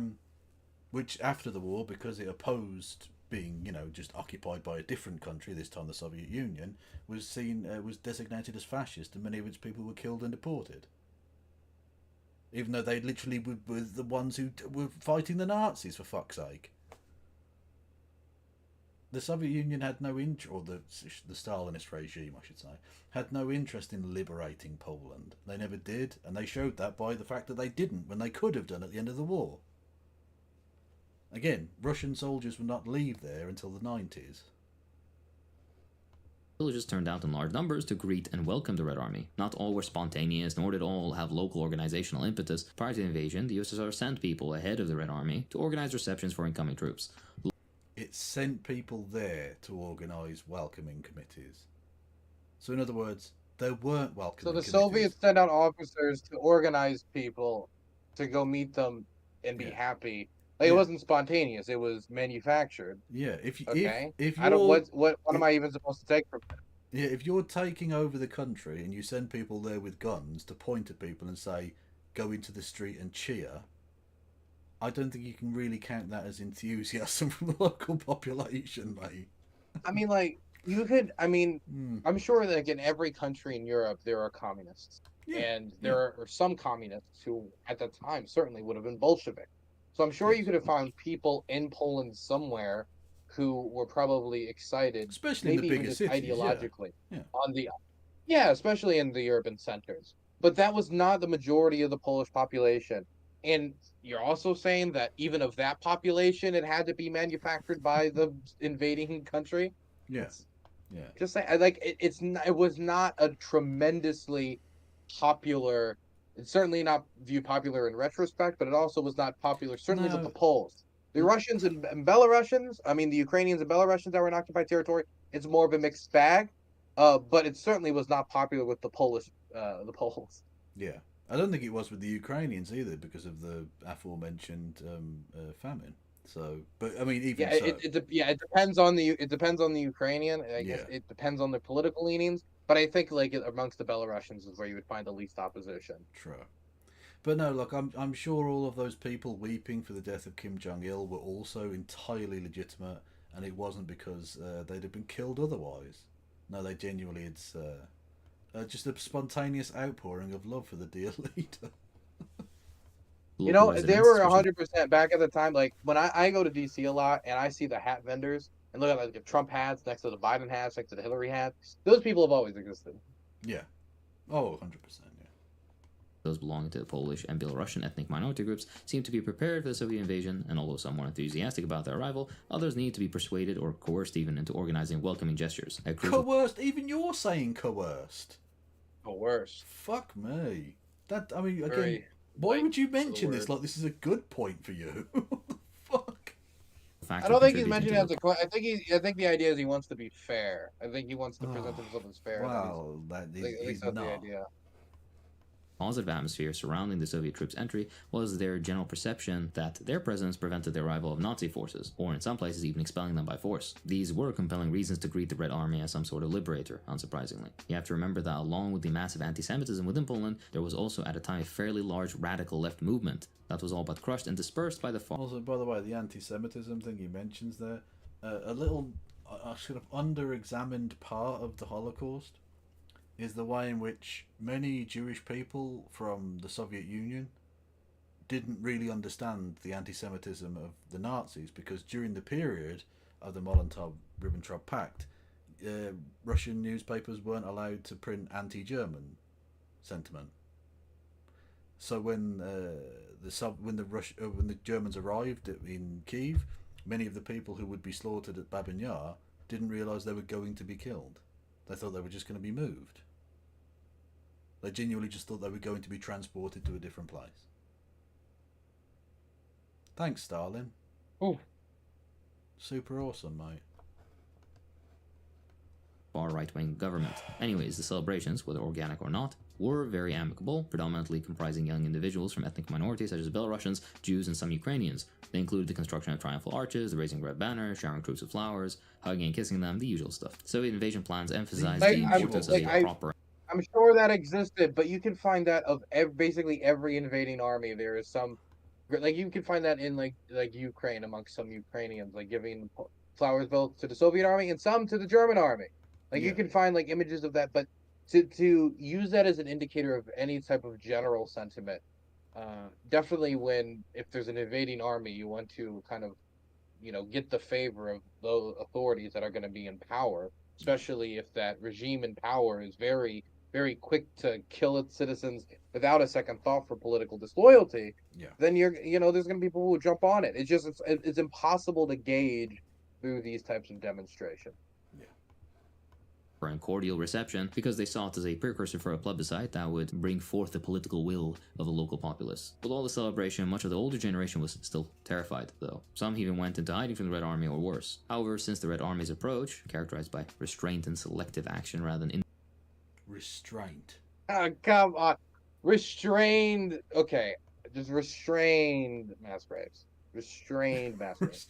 I mean, to be fair, the Polish officers they killed often were restrained by having their wrists behind their backs. That is as true. They were murdered. They were restrained. So technically, restraint was a thing that was used by the Soviet army against its political Restraint enemies. was a concept. Yeah. Comprehended. Yeah. indiscriminate violence, they managed to garner a measure of relief among the general population, specifically against the groups that were usually targeted, which include officers, policemen, landowners, etc. What's more is that Red Army soldiers, despite Right, but you don't get to just kill those groups were officers. openly targeted. Those are war crimes. If you just slaughter the officers of country you're fighting, that's a fucking war And the crime. intelligentsia. And the intelligentsia and just random fucking And people. those who oppose you. Yeah. Those who oppose you. Jesus And Catholics. Christ. And Catholics. Yeah, true. commands to the contrary, usually did engage with locals and establish some sort of cordial relationships. After the Red Army established control over the areas they occupied, they embarked on local governance, of course to maintain order, but also to help channel it towards the provisioning of the Red Army, arresting reactionary societal figures, preparing the elections that were Arresting reactionary. societal figures. Well, when you get Which to is also in some instances meant communists that just didn't like you, by the way. yeah, exactly. Slightly different communists. Yeah. When you get to define who is an But by the way, you say that reactionary- that like they weren't, that like Stalin and them weren't communists or leftists or true leftists. I will say, immediately fighting these just slightly different communists is a very strong leftist quality, and purging someone for being just slightly different communists. True. Very up there. The group that leftists hate most is other leftists, definitely. Very true. upcoming. For the next 20 months, the region that the Soviets occupied experienced a heavy dose of electoral politics. There were 3 different elections, 2 of which were... What are you fucking talking about? Again, if you've got, in the same way that the plebiscite in Crimea, if it's held with armed soldiers on the streets, and one of the options is let these armed soldiers take over this land or not, that's not really a fair election at that point, is it? There might be a little bit of intimidation taking place, I reckon. Especially when you've then also purged that place ethnically. It's not really democracy. Stop calling it that. Or within the first 6 months of the occupation. The United States didn't bother to do that with half the places they occupy, and their explicit goal is apparently democracy. Anyways, I have relevant reading recommendations. I thought he was gonna blare, but he's gonna dance about it. That it was like a real democratic vote, and there was true democracy in occupied Poland, so-called occupied Poland, as he put it. I thought he was just kind of being cheeky. I didn't think he was serious. Is he serious? Yeah, no, he's very serious. He's claimed also that the Soviet. I thought he was Union just kind of throwing out like party mumbo jumbo because it's just a party mumbo jumbo. But then he like stands. He's gonna like stand on it. Yep. That's okay. That's tankies, man. Okay, sure. They believe some genuinely whack shit. Yeah. That you can check out here if you're interested in how the USSR worked and all that. I'm gonna host an election next week after I kill all my opposition. Just wanted to throw out there. I'm gonna hold. To be fair, next week there's gonna be an election. 2 days after the after we form that other mass grave. Yeah, but to be fair, look, if you look at Vladimir Putin, it's been very successful as a strategy for him. You know, if you just imprison or kill all, if all of your opponents fall out of windows or drink some polonium, you get like 90% of the vote. It's a very the people seem to love it. Like there is a way that elections could work in theory in the Soviet Union, but by this point in the Soviet Union's history, that theoretical idea of Soviet councils and like it was long dead. It was long dead. It was dependent upon party loyalty, not popularity, that pushed you up the ranks, and dependent upon you not being a threat to Stalin that got you thrown out of the windows. You know, it was dependent on a lot of things. But let me tell you, the immediate wants of the Polish population, I do not think that was high on the Soviet consideration list. No. Finding how the Soviet system worked isn't surprised by how the Soviets operated during the occupation as it relates to civil engagement and participation. Now, it should be clear as to why Western sources demonized the USSR and tried to put the Red Army in its conduct on par with the Nazis. The USSR stayed mostly true to their principles during the occupation of Poland. What? You know what? I will say that the Soviet Union did stay true to its to Stalin's principles during the occupation. I will agree that Stalin's principles during the occupation. But like how can you say that supposedly a theory of anti-imperialism, which communism is supposed to be, I think, stayed true to its principle during the occupation of a foreign country? That literally is impossible. He believes that it's the liberation of their proletariat, and the only other option was complete conquerance by the Nazis, which I disagree with that. Yeah. I disagree with both of those premises. but that's how he views it. Like that's like a married bachelor. It's just they're the opposite thing. Jesus. It should also be clear just how nonsensical the claim about the Soviets and Nazis conspiring to partition Poland is. Rather, the Soviet occupation of Poland could be seen. Nonsensical. I'm sorry. He shows on screen Yeah. the words where they were going to split it up by the Vistula, which they proceed to do, and then say it's a nonsensical claim. And he presents the claim of it on his own show. Yeah. He just didn't treat it like it was the claim that it was, and didn't read the second portion of the quote, which contained that part. Yeah, and literally he's just explained that the Nazis took over a bit and the Soviets took over a bit. So is that not them both taking over bits of Poland that they'd prearranged to take over based upon an agreement that they kept secret for no real reason, apparently? Because apparently it was fine and dandy and everyone would have been super cool with it. Jesus. Why would, if the, again, I just want to throw out there, because we're getting near the end, if there was nothing to hide about what happened here, why were there secret protocols in the first place? Number one. And number two, why was it so embarrassing, and why were there denials and, this feeling once it did get leaked to the public, only to be completely finally leaked only after the Soviet Union collapsed. And by the way, it was against the law to treat about the Molotov-Ribbentrop Pact in Poland until the Soviet Union's collapse, or near to the Soviet Union's collapse, to have an open, honest conversation about what happened, because they knew it was unpopular. It's part of the reason why it was secret. Yeah, and ultimately it would be one of the things that would bring the Soviet Union down, because those Baltic states went, well, fuck this noise, we're going to go independent then.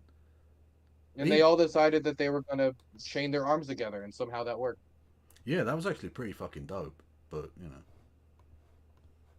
The Soviets' attempts to save as much of the Polish population from the violence of the Wehrmacht. Unsurprisingly, there were several reasons, and not all of which were altruistic. They decided to save them from Wehrmacht violence by deploying their own violence. Yeah, exactly. There's no need for the Wehrmacht to do it. We'll do it for them. Because obviously, Soviet bullets are the people's bullets. And I think those people in the and they did it by killing the people who actually fought the Nazis. They did it by killing the people who fought the Nazis. True. Also, this is a 20-minute long video of him just basically making excuses for Stalin making a pact with Hitler, even though he called it there was never a Hitler-Stalin pact. Amazing. Preferred to that of the Wehrmacht and the Nazis, except for a select segment of anti-Semitic Polish people and Ukrainians. Do you think Stalin gave a fuck about anti-Semitism? You think he was going in there to save the Jews? Because he didn't. No. There are like virtually no Jewish people there now, because he stood by and watched the beginnings of the Holocaust happen. He set up the geographical boundaries upon which the Holocaust would happen. Ridiculous. Poland, who preferred the Nazis because Judeo-Bolsheviks and all that. Regardless, they were greeted warmly by the population, and even though not all were locally organized by enthusiastic supporters, the conduct of the local populace seems to indicate that most people saw them at a minimum as the lesser of two evils. Doesn't make everything they did right, but historical nuance is a interesting and fun thing to discuss. I look forward to random 14-year-olds complaining in the comments because I didn't say Stalin ate Polish babies. And a final addendum, this one will just be a bit rambly. For the love of God, please don't misunderstand me. The Soviets made many mistakes. Let me just throw out there.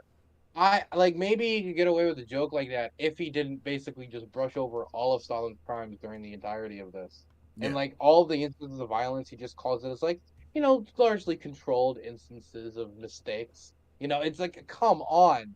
If you were just more upfront about what happened, right? Like if I just said the big oopsie of slavery or of people in servitude, if I was upfront of the tragedy of slavery or the horror of slavery, if I start referring to it as the big it feels like you're not taking it seriously, like it's not being treated like a serious issue. Because he doesn't see it as a serious issue. Basically, he's absolutely fine with it. Because again, it's fine when we murder people. It's not fine when anyone else does anything even slightly iffy. I don't even know if he's fine with it. I just think he wants to justify it as being an acceptable sacrifice that Poland had to make in order to that's fight what I mean. I just don't think he made a compelling case either. No, he hasn't made virtually any case whatsoever because the history is against him completely. But when I say he's fine with it, I don't think he necessarily is in favour of killing tens of thousands of people. But if you're prepared to excuse that away on the basis of some political programme, you're kind of a monster, That's not a cool thing to be okay with. Again, arresting certain people who've committed crimes, fine, and I'm sure there were Poles who did deserve punishment. But tens of thousands of people shot in the base of the fucking skull, and then dumped in a hole in the forest, for then the Nazis to find and make propaganda about. Was like in my mind, it's like it's kind of hard to gauge popularity once you've started producing the mass graves. You know, Yeah, like it's hard to really like go around and properly figure out, especially if there's even an open admission of coercion being used in order to test the support of the local population. And certainly, Polish history does not remember this period quite well.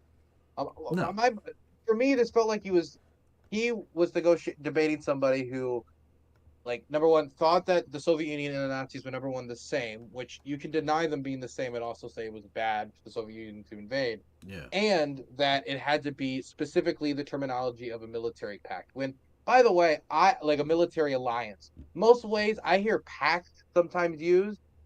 Non-aggression pact is usually how it's explained to me. In fact, I would go further and say that in my American-centric education, I was not given enough details for how in depth that cooperation went. I was just of the understanding that once the Soviets signed the non-aggression pact, that was kind of, we almost kind of brushed over it in my history class. And that might yeah, be different for other people's history classes, but that was not something that was particularly focused on. yeah. Yeah, no, that's. I mean, it isn't focused on because there's much more like a Western centric view of things, where like stuff that happened on the Eastern Front is dealt with in much more broad strokes, whereas That is true. We don't cover the Eastern Front much. We Yeah, just were told it was bad, it was awful, and that's it basically. yeah, And just like big battles like Stalingrad. yeah, exactly. Like you get the broad strokes of it, and then the kind of individual, maybe battles or something. But like, no, you're not focusing on the minutiae of who invaded what where, and especially when at the same or the similar time there were other things going on, like the beginnings of the phony war and the invasion of France was just around the corner. So they want to kind of get onto that topic rather than something a bit more esoteric in the East. Is there anything else It left would in have this been better video? that there be no Well, pact. Hang on. Yeah, It would be better for them to have not occupied Poland, but if you were in the particular place and the particular... so it's better that they would not have occupied Poland. Well, I mean, you just give the game away there, don't you, Hakim? Well, then it okay, but so his argument is just that it wasn't a military alliance. Okay, then maybe they weren't military allies. They were just in a non-aggression pact that extended into a friendship and cooperation agreement during 2 years, the most brutal bloodshed humanity had ever seen. Yeah. Okay, that's fine. I don't think that's much better. Yeah, I don't think that's a hill you want to die on. Really? Basically, yeah. So, final thoughts then, I guess. My final thought is that I don't think he made the case well, and then his just kind of constantly going back to we already agreed how the partitioning of Poland, calling it that is ridiculous. It was a distinction without a difference. He Yeah. was like, well, they didn't literally say we are signing away Poland. It was just like a MacGyver machine. It's like had 20 steps and ended up at the same conclusion. It's like, okay, we're deciding through the Vistula, through its national geography, in this secret protocol that nobody needs to see for no reason. We're not ashamed of it. We just don't believe anyone should know about it. We don't believe the Poles after we took it over, after we took over Poland, should know about it, shouldn't be taught, and was only truly known about in the public only after the Soviet Union, the entity that made the decision, collapsed and the archives were opened before being closed due to embarrassments like leaks, like announcements and information like this getting out to the public. One of the many reasons it was closed. I don't think that he made a good case that it wasn't partitioned. I think it was partitioned in a way that he describes, just makes it a distinction without a difference. I think that there was a lot he blew over when it came to what those mistakes were, or those controlled instances of violence when it comes to killing the officer class, the people who were actually fighting the Nazis when the Soviets were telling communists across Europe not to fight the Nazis. I don't think it covered enough of the, for example, during the Weimar Republic, enough of the intermingling between Trotsky and Lenin and the Soviets before Stalin with the Weimar Republic, and working together to develop Soviet industry, to develop research, to develop production. I thought that honestly this was pretty shallow. I think that the idea of like, oh, the shoehorn theory is shallow history. I think he just showed the Soviet perspective, took it at face value, and then didn't really answer any of the questions that many liberal theorists would have as to why the Soviets had to make this agreement if they weren't motivated by something outside of just the defeat of the Nazis at a later date, but instead also trying to benefit from, this upturning of the status quo, trying to get what's theirs, get what they think they gave up in the Riga Treaty of this old empire. I think it was them trying to basically take advantage of a land grab, and gave Hitler a flank to fight the rest of Europe before turning on the Soviets, a flank that they did not need to give them. You could say, oh, they weren't prepared for war. Okay, fight them with horses and rifles and with whatever you have in 1939, along with the Poles, along with France, along with the British. I don't know why that wouldn't be possible. But even if that's your argument, by the time the war actually happened, the Soviets were still not prepared, and they lost the majority of their air force in the first 48 hours from incompetence and Stalin's purges and other actions that made them less prepared. Yeah.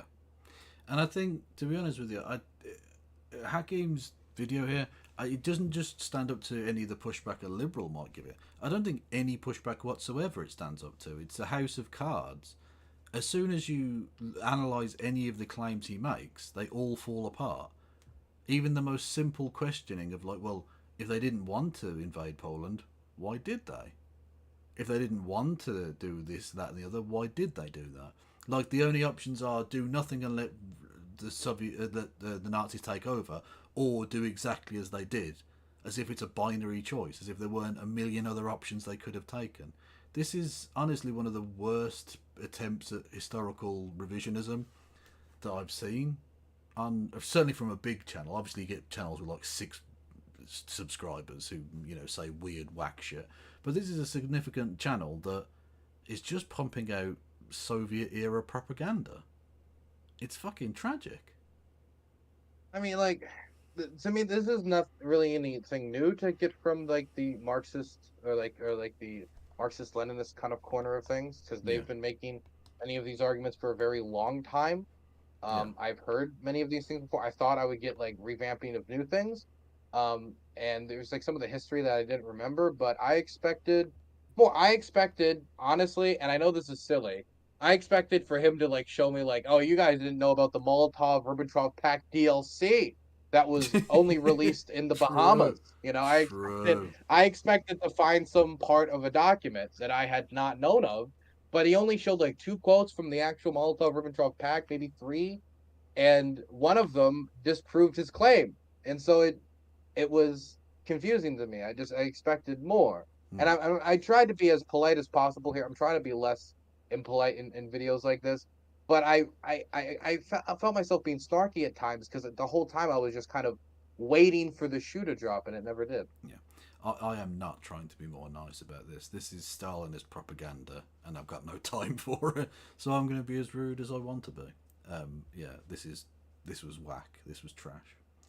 But I enjoyed going through it with you, Dylan. Why, thank you. I'm happy that we're 2 good garbage men taking out the garbage together. Yes, trash men. Actually, we need to work on that as a standard. Garbage boys. Garbage boys. Fuck it. Yeah, we'll do it. Okay. Thanks for chatting. How are things with you in Ukraine? Well, I got back from the East a week ago. We filmed a drone cruise, stabilization points, filmed a whole bunch of stuff. For the next month is going to be pretty hard. The ammunition shortage is still bad, and we're probably going to see the first shells of the Czech initiative next month. We're going to probably see more imported American munitions next month. I know vehicles are being imported. I see the videos. I see the photos. I've gotten the calls.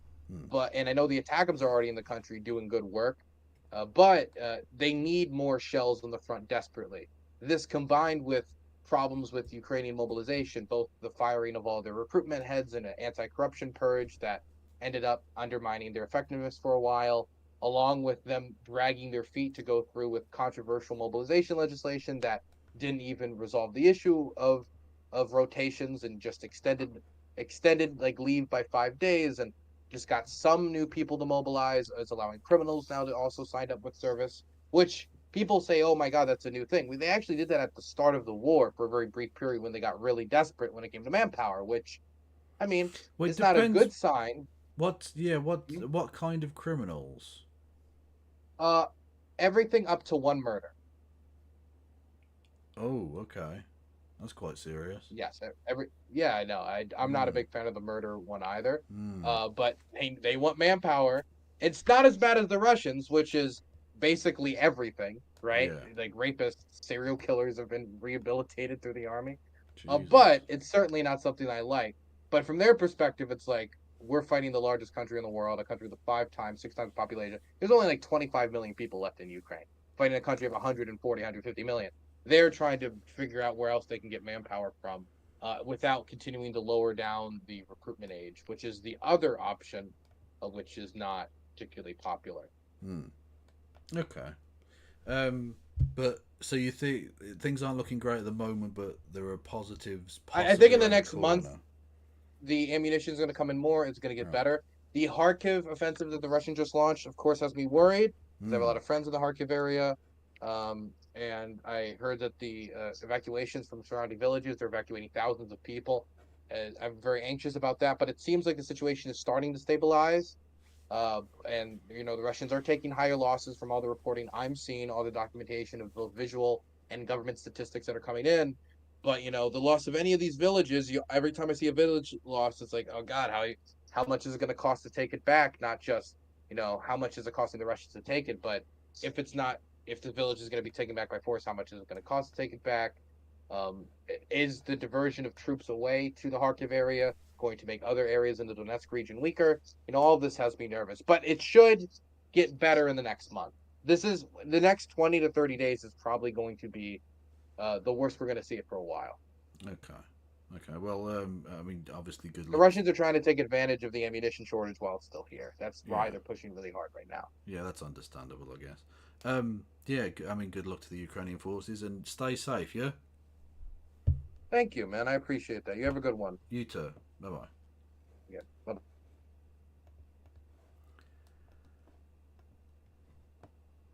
That was young Mr. Dylan Burns. Everyone go and follow Dylan Burns. A bit of a lib, but one of the better ones. Although I will say that murderer thing is a bit. Don't like that particularly. That doesn't seem like a good situation. Although again, having talked about the realities on the ground and all the rest of it, that's certainly to be taken into account, I guess. Anyway, I am going to fuck off, okay? Because it is gone 1 in the morning, and the Kev is sleepy. But I appreciate you sticking with me. I am going to be hopefully on with Christy later today, maybe. Yeah, I don't know. I don't know. What is it, Rohak? What have you got in the pipeline? You better fucking hurry up. It's 1 in the morning, motherfucker. What have we got? Oh God. Let's have a look. That is. Oh sweet Jesus. This was based upon a thing I said earlier.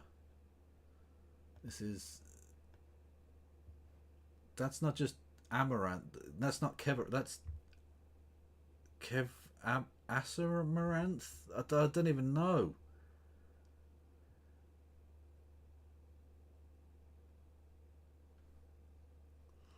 I just realised we did not do a Tanky Tuesday on a Tuesday. 2 main reasons. Firstly, Tanky Tuesdays is just Kev. There's no other people involved. Dylan was here, so not a Tanky Tuesday. Secondly, we didn't have any Soviet Storm afterwards, so not a Tanky Tuesday. Wrecked. Absolutely wrecked. The fuck am I talking about? Anyway. Thank you, Rohak, you delicious mentalist. So shit it could become. True. Thank you everyone on YouTube. Thank you everyone on Twitch. Thank you for all of your support. I'll be back possibly later today. I don't know though. I do not know. But yeah. Anyway, who's going on Twitch? Let's see. There's got to be someone to raid into, isn't there? We've got.